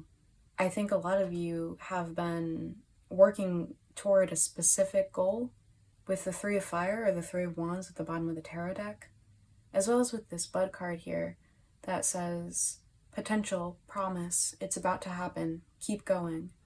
And additionally with this Knight of Pentacles in reverse here. And I think for a lot of you, it's felt very difficult for quite some time to have the energy or the sense of motivation or connection to your work and what you do, career-wise specifically, because of this sense of there being a gap between your current circumstances and where you are right now, whether this is financially or in terms of reaching certain achievements or milestones, and where you wish to be and envision yourself and have been investing all of this work and effort into getting to. And I think what's healing is your sense of the need to get there within a certain time frame or by a certain deadline. And I think you're also readjusting your relationship to your work in a way where a sense of pressure to meet certain deadlines or fulfill a certain quota is falling away as you realize more that your health and well-being, as well as your sense of fulfillment, is the highest priority. And you're shifting from, a live to work mindset to one that recognizes that you're working to make a living. And I think, again, for many, if not most of you, this has come out of necessity after reaching a point where you physically couldn't sustain the sort of level of productivity, or at least perceived productivity, I should say, that you are operating according to up to a certain point. And, I associate that sort of need for quick results and need to always be productive and being over fixated on meeting certain deadlines or quotas and matching external metrics of productivity and success with, this toxic, hyper-masculine way of operating that is the dominant mode in our society that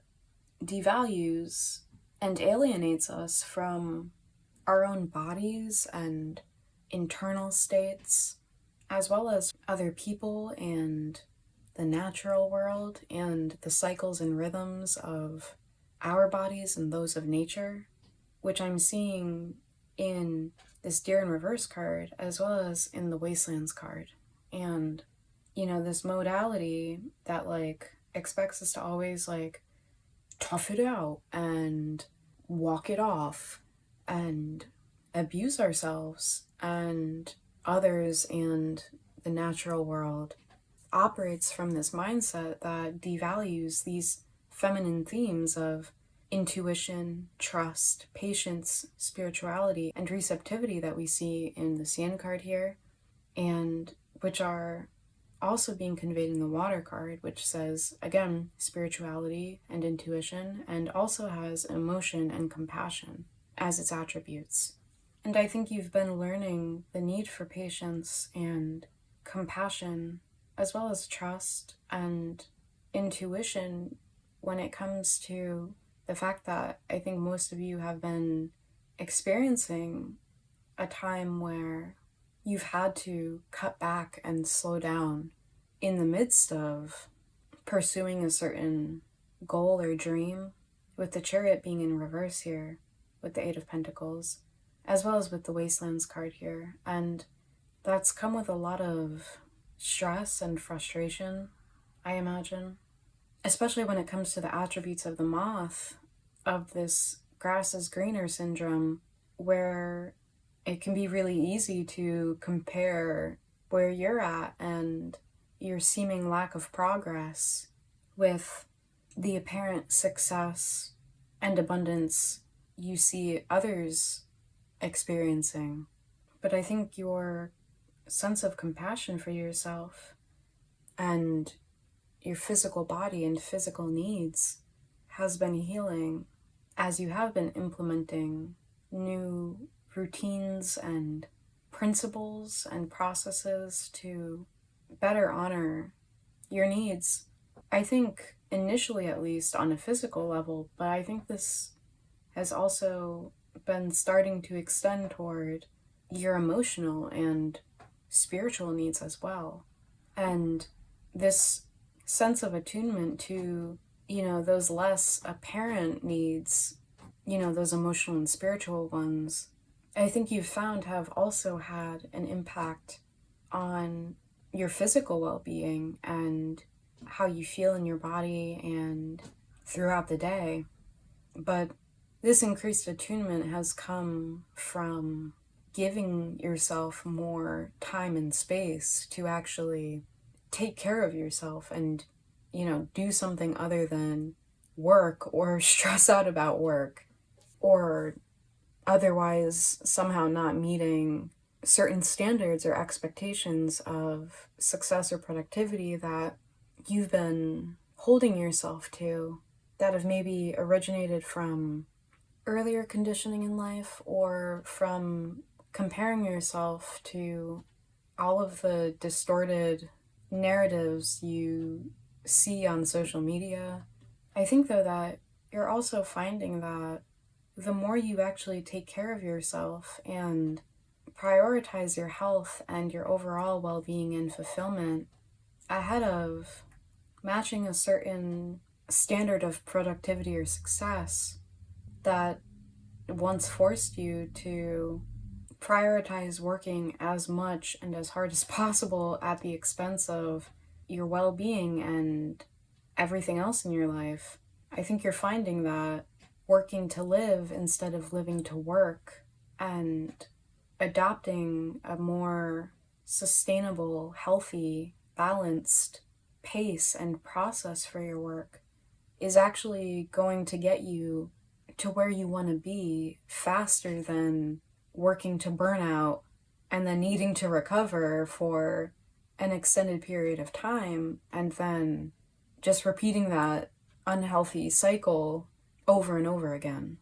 I think you guys are also healing your relationship to your present circumstances and your feelings about where you currently are at and how you see that in relation to the hopes and dreams that you're working to achieve and manifest in your life.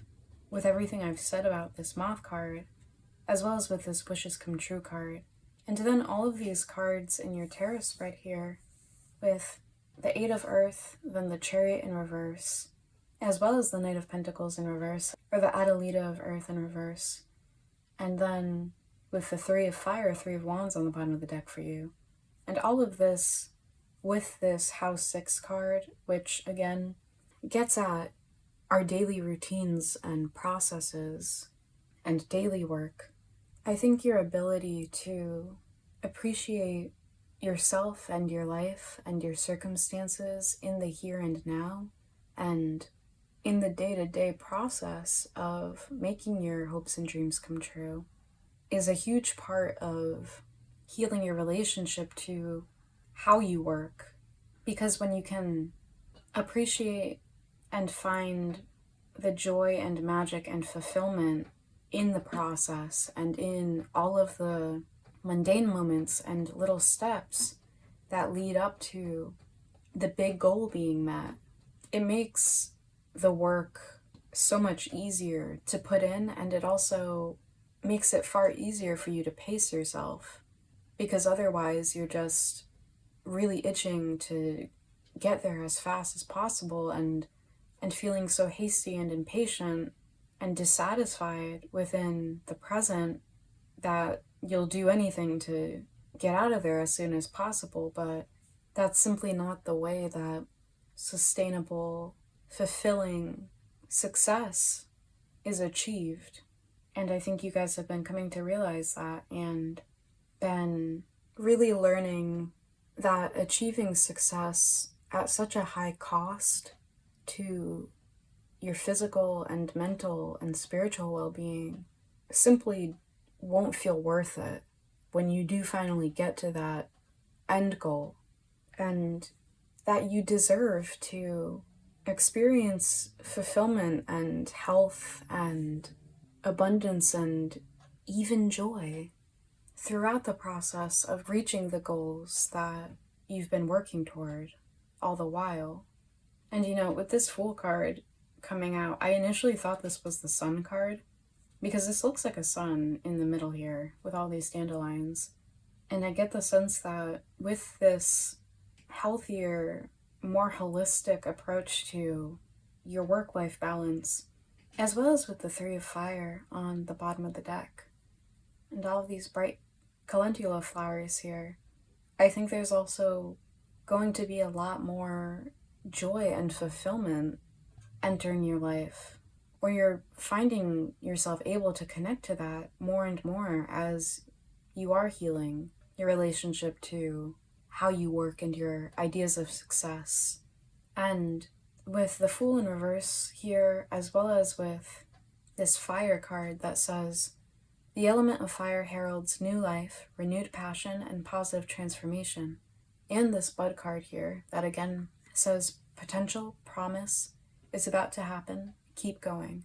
I get the sense that for those of you that have been in a period of needing to recover physically and mentally and spiritually from burnout, or have otherwise maybe found a certain pursuit or project you've been working on to be stalled or blocked in some way with the Chariot in reverse, as well as the Knight of Pentacles or Adelita of Earth in reverse here, I see those blockages and obstacles being healed as well. And regardless of if this is getting an actual burnout, or if this is talking about a stalled project or any sort of blockage in your work or career, I see there being a new start for you in that respect. And for most of you, I see this as a return to something that you've already been working on, or a return to a career or job you've already been in that maybe you had to take some time away from. But it's possible, if any of you have been out of work, that this could also apply to a new career opportunity coming up. But not only do I see a return to your work, I see your sense of passion and inspiration for whatever it is you're doing being revitalized. And again, this is coming from this healing of your sense of your current situation and circumstances, and the ways that you've perhaps been feeling disappointed or impatient or frustrated with how that compares to certain goals you have for yourself and certain ideas of success you have, especially if you have been comparing your circumstances to the ways you perceive others' lives to be, which probably aren't actually nearly as fulfilling as they might appear on the surface. And maybe they are, but this is just to say that most of what you see on social media is the highlights, and it's highly curated and aestheticized, even when it's supposed to be supposedly a real look at that person's circumstances or their story. And with the Three of Fire or Three of Wands at the bottom of the deck, I think healing this sense of wishing you or your life was easier or different, and comparing yourself and your life to others, is allowing for you to feel more optimistic about your ability to see these goals and dreams come true based on your efforts, and to stay the course and see these projects and pursuits through to the end. And again, this is in a way that feels more fulfilling and enjoyable throughout the process. So we're going to pull some advice cards for you guys. And while I'm getting this next deck ready, I'd like to just take this time to say that if this reading is resonating for you, I would really appreciate if you gave this video a like. It would also help me out immensely if you subscribe to this channel if you haven't already done so. And also, feel free to leave a comment letting me know how this is resonating for you.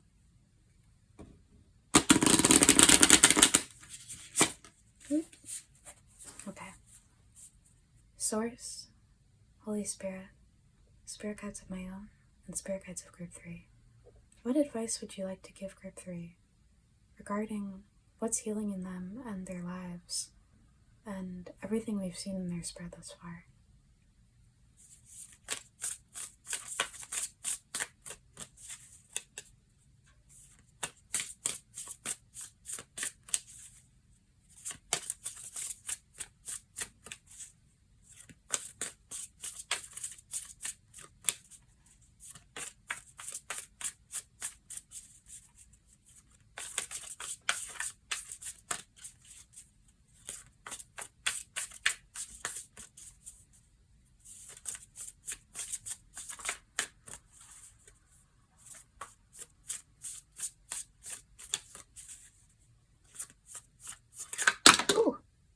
Thank you.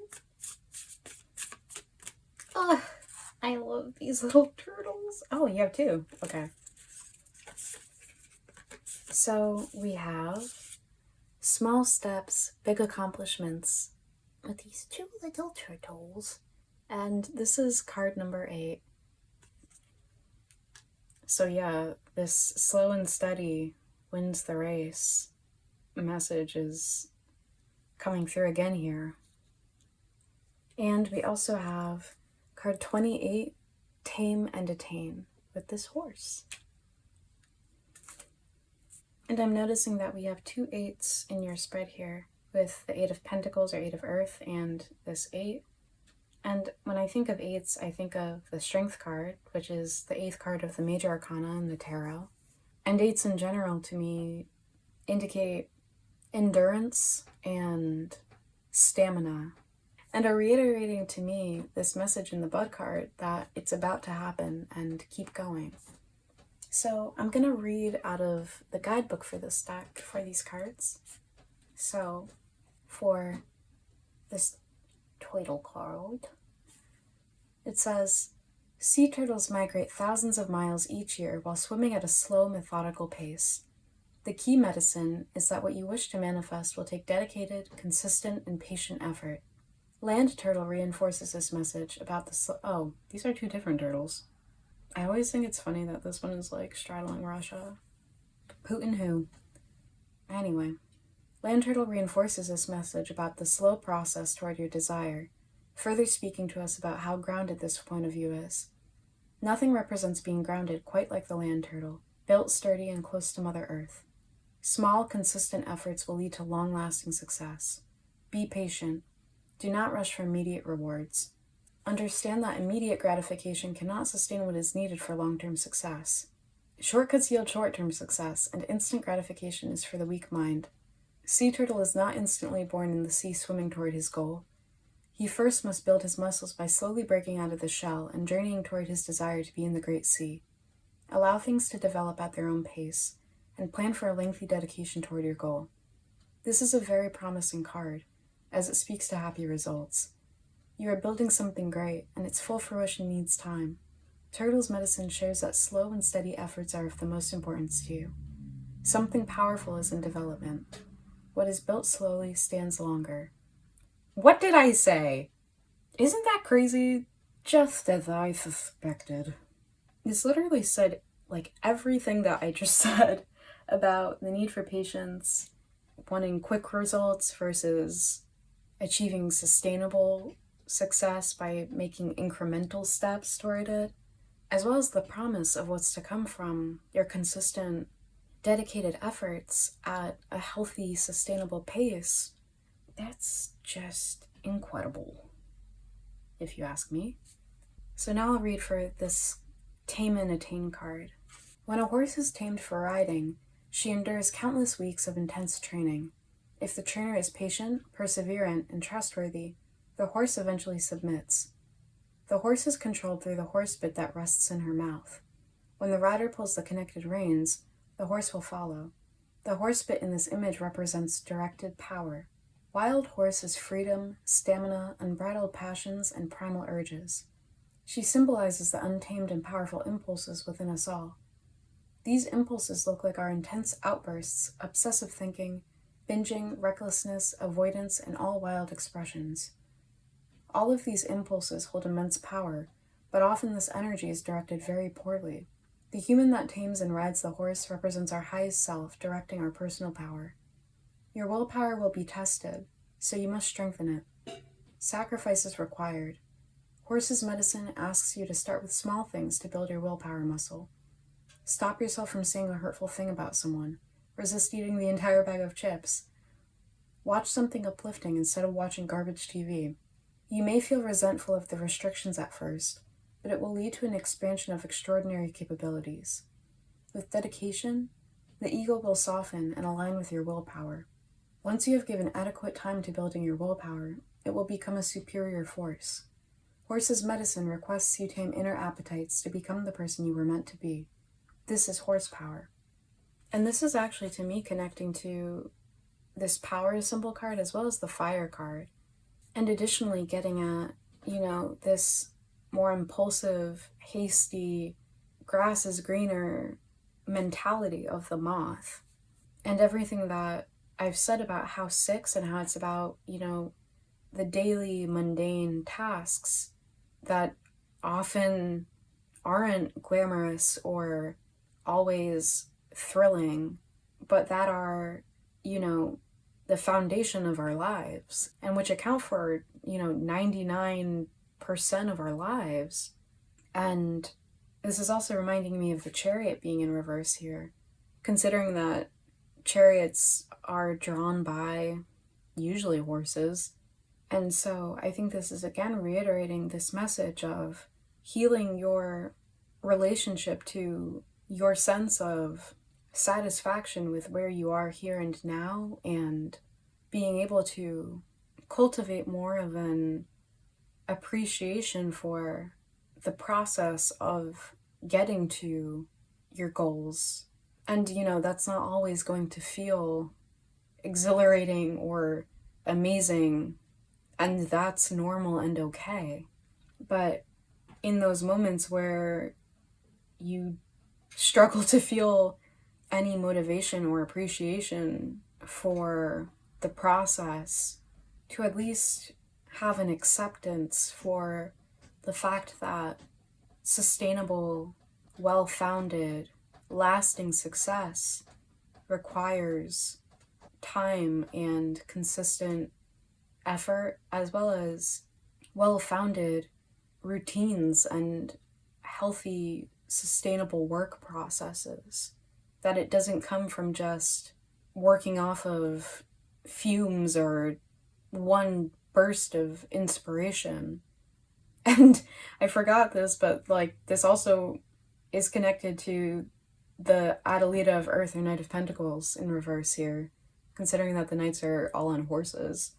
And so being able to direct your energy and your thoughts in a constructive way, where you're investing them into taking care of yourself and putting in place the measures and processes and routines that can best support you, both in achieving these more material and career goals, but also in living an all-around more healthy and fulfilling life, rather than using your energy and your thoughts and your willpower in a destructive way where you beat yourself up for the ways in which you feel like you or your success doesn't match up to either your own expectations and standards you've imposed upon yourself, or to more conventional metrics of success and productivity that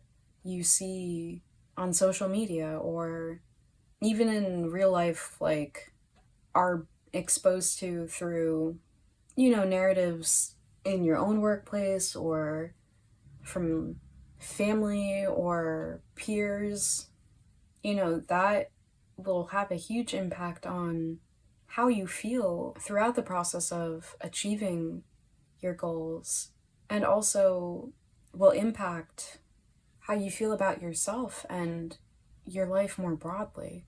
So we're also going to use this self-care oracle deck to get some practices and rituals for you guys that can help you along with this, with your healing, and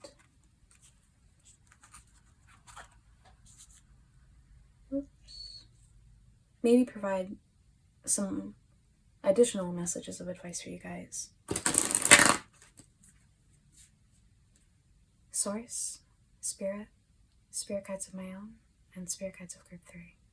What practices and rituals can best aid Group 3 in this healing and everything we've seen in their spread thus far? Ooh, thank you. Oh, that's so cool. We have Connect with Fire, which is card 12 in this deck, and it's cool because we also have the fire card here.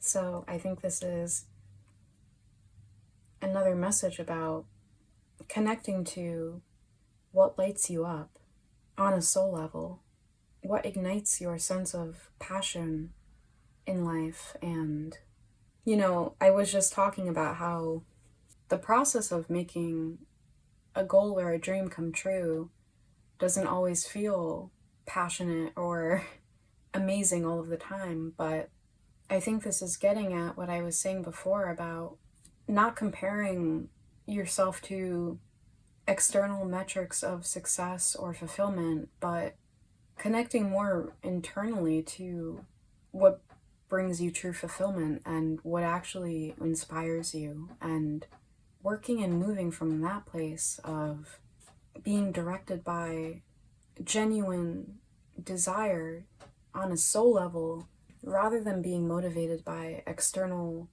ideas or standards of success and achievement.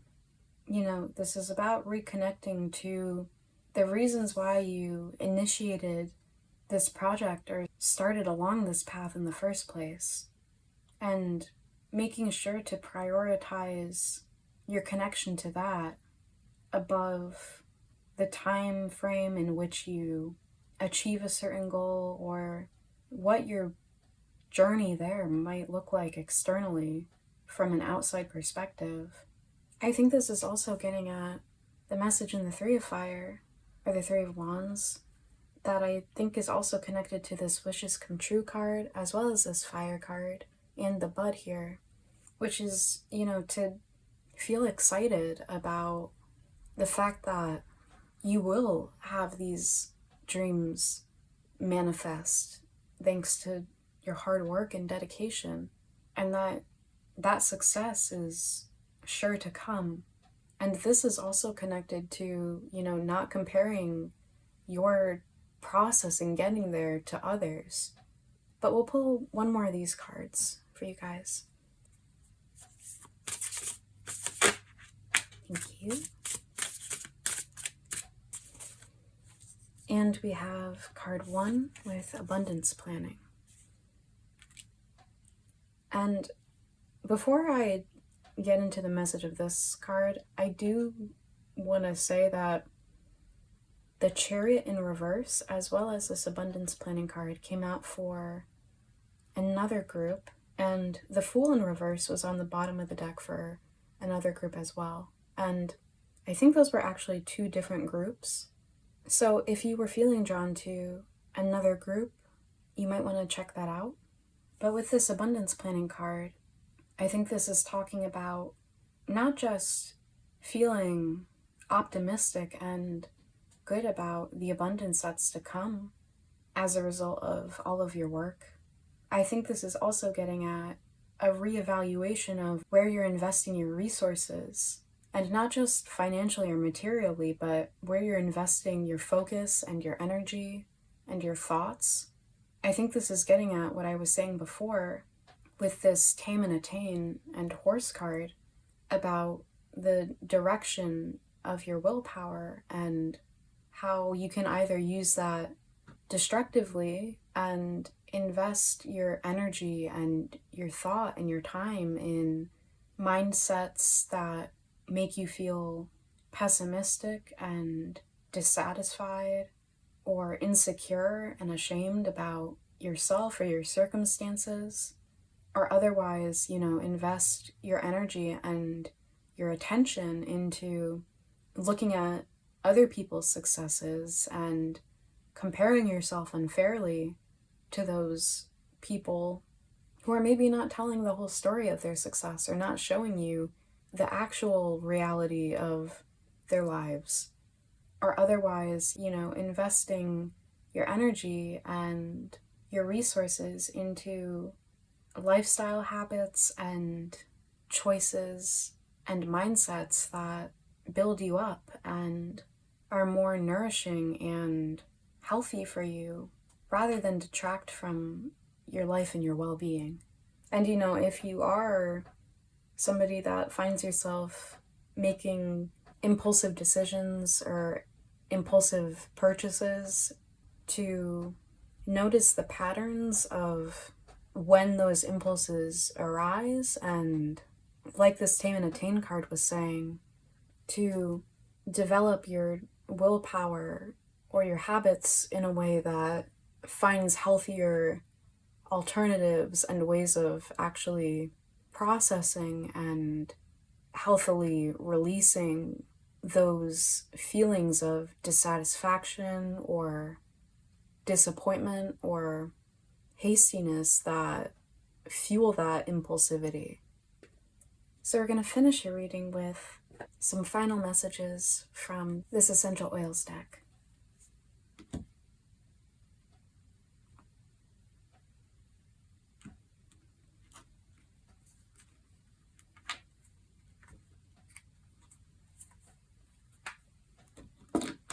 Oh.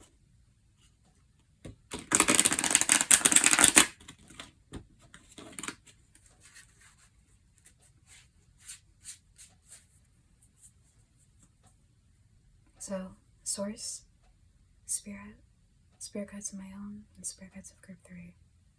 What final advice do you have for Group 3 regarding their healing and all that we've seen in their spread thus far?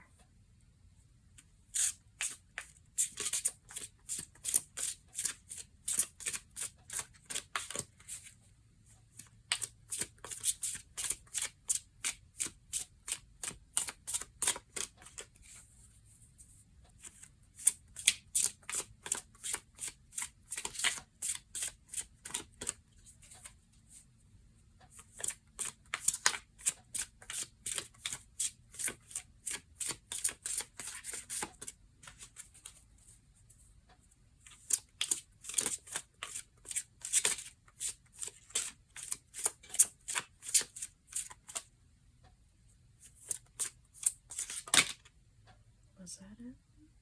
Okay. That's too many. Hold on. Can we please go one at a time?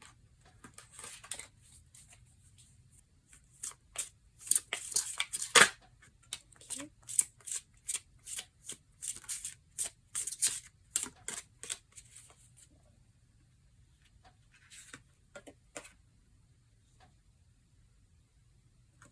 So we have myrrh with support.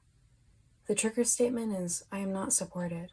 The true statement is, I move forward with divine grace. Take comfort and know that you are supported. Nurture your inner child and connect with the earth. And this is associated with the root chakra.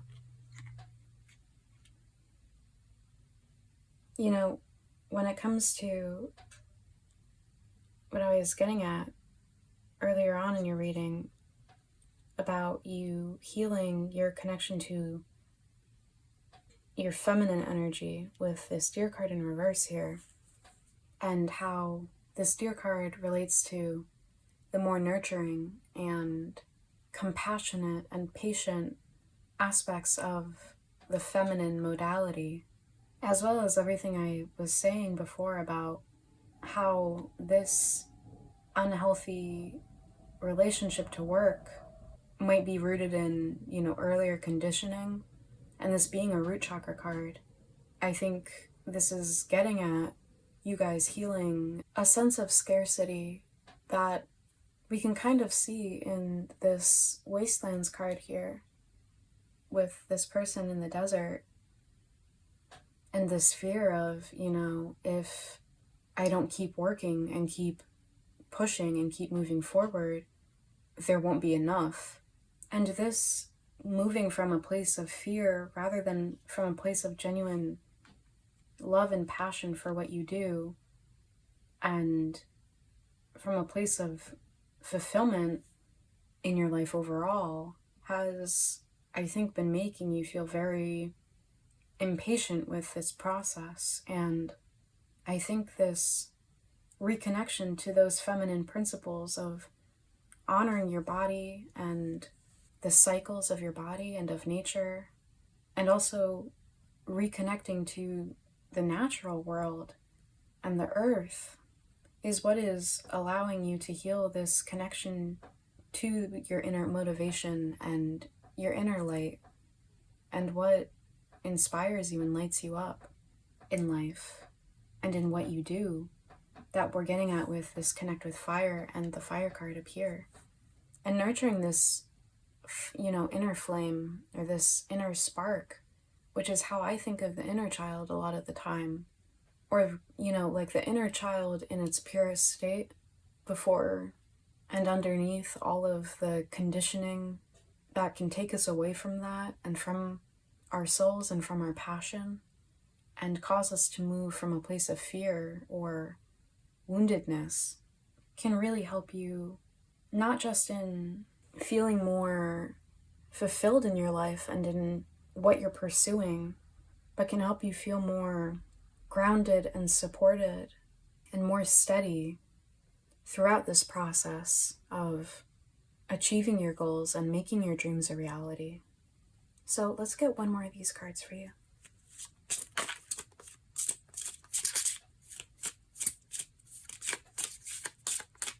What advice would you like to leave group 3 with?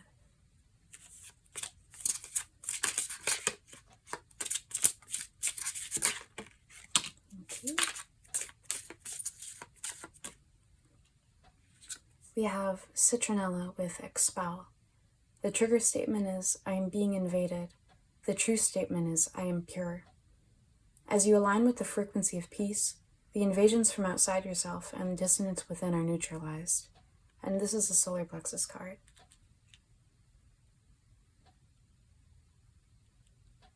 And I think this is getting at what I was saying before about how you compare yourself and your circumstances to others, as well as societal or other people's opinions and expectations and metrics of success and abundance and fulfillment, and clearing those away to return to your own center and connect to your own inner fire and your own sense of what is right and what is fulfilling and what is healthy for you, and working according to that and moving from that place and embracing and accepting that, and the process of making your goals and your dreams a reality being a much more peaceful and fulfilling process, and you feeling much more confident in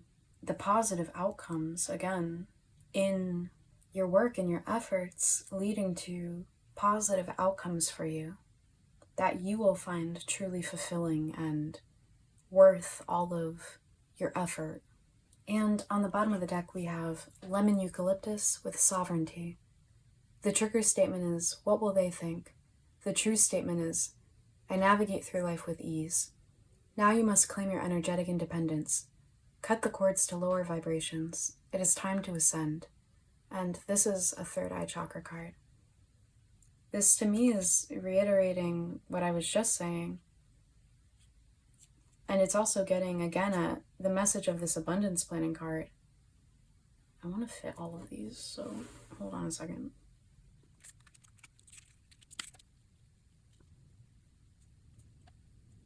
Okay, I just wanted to make sure you could see all of the advice cards all together.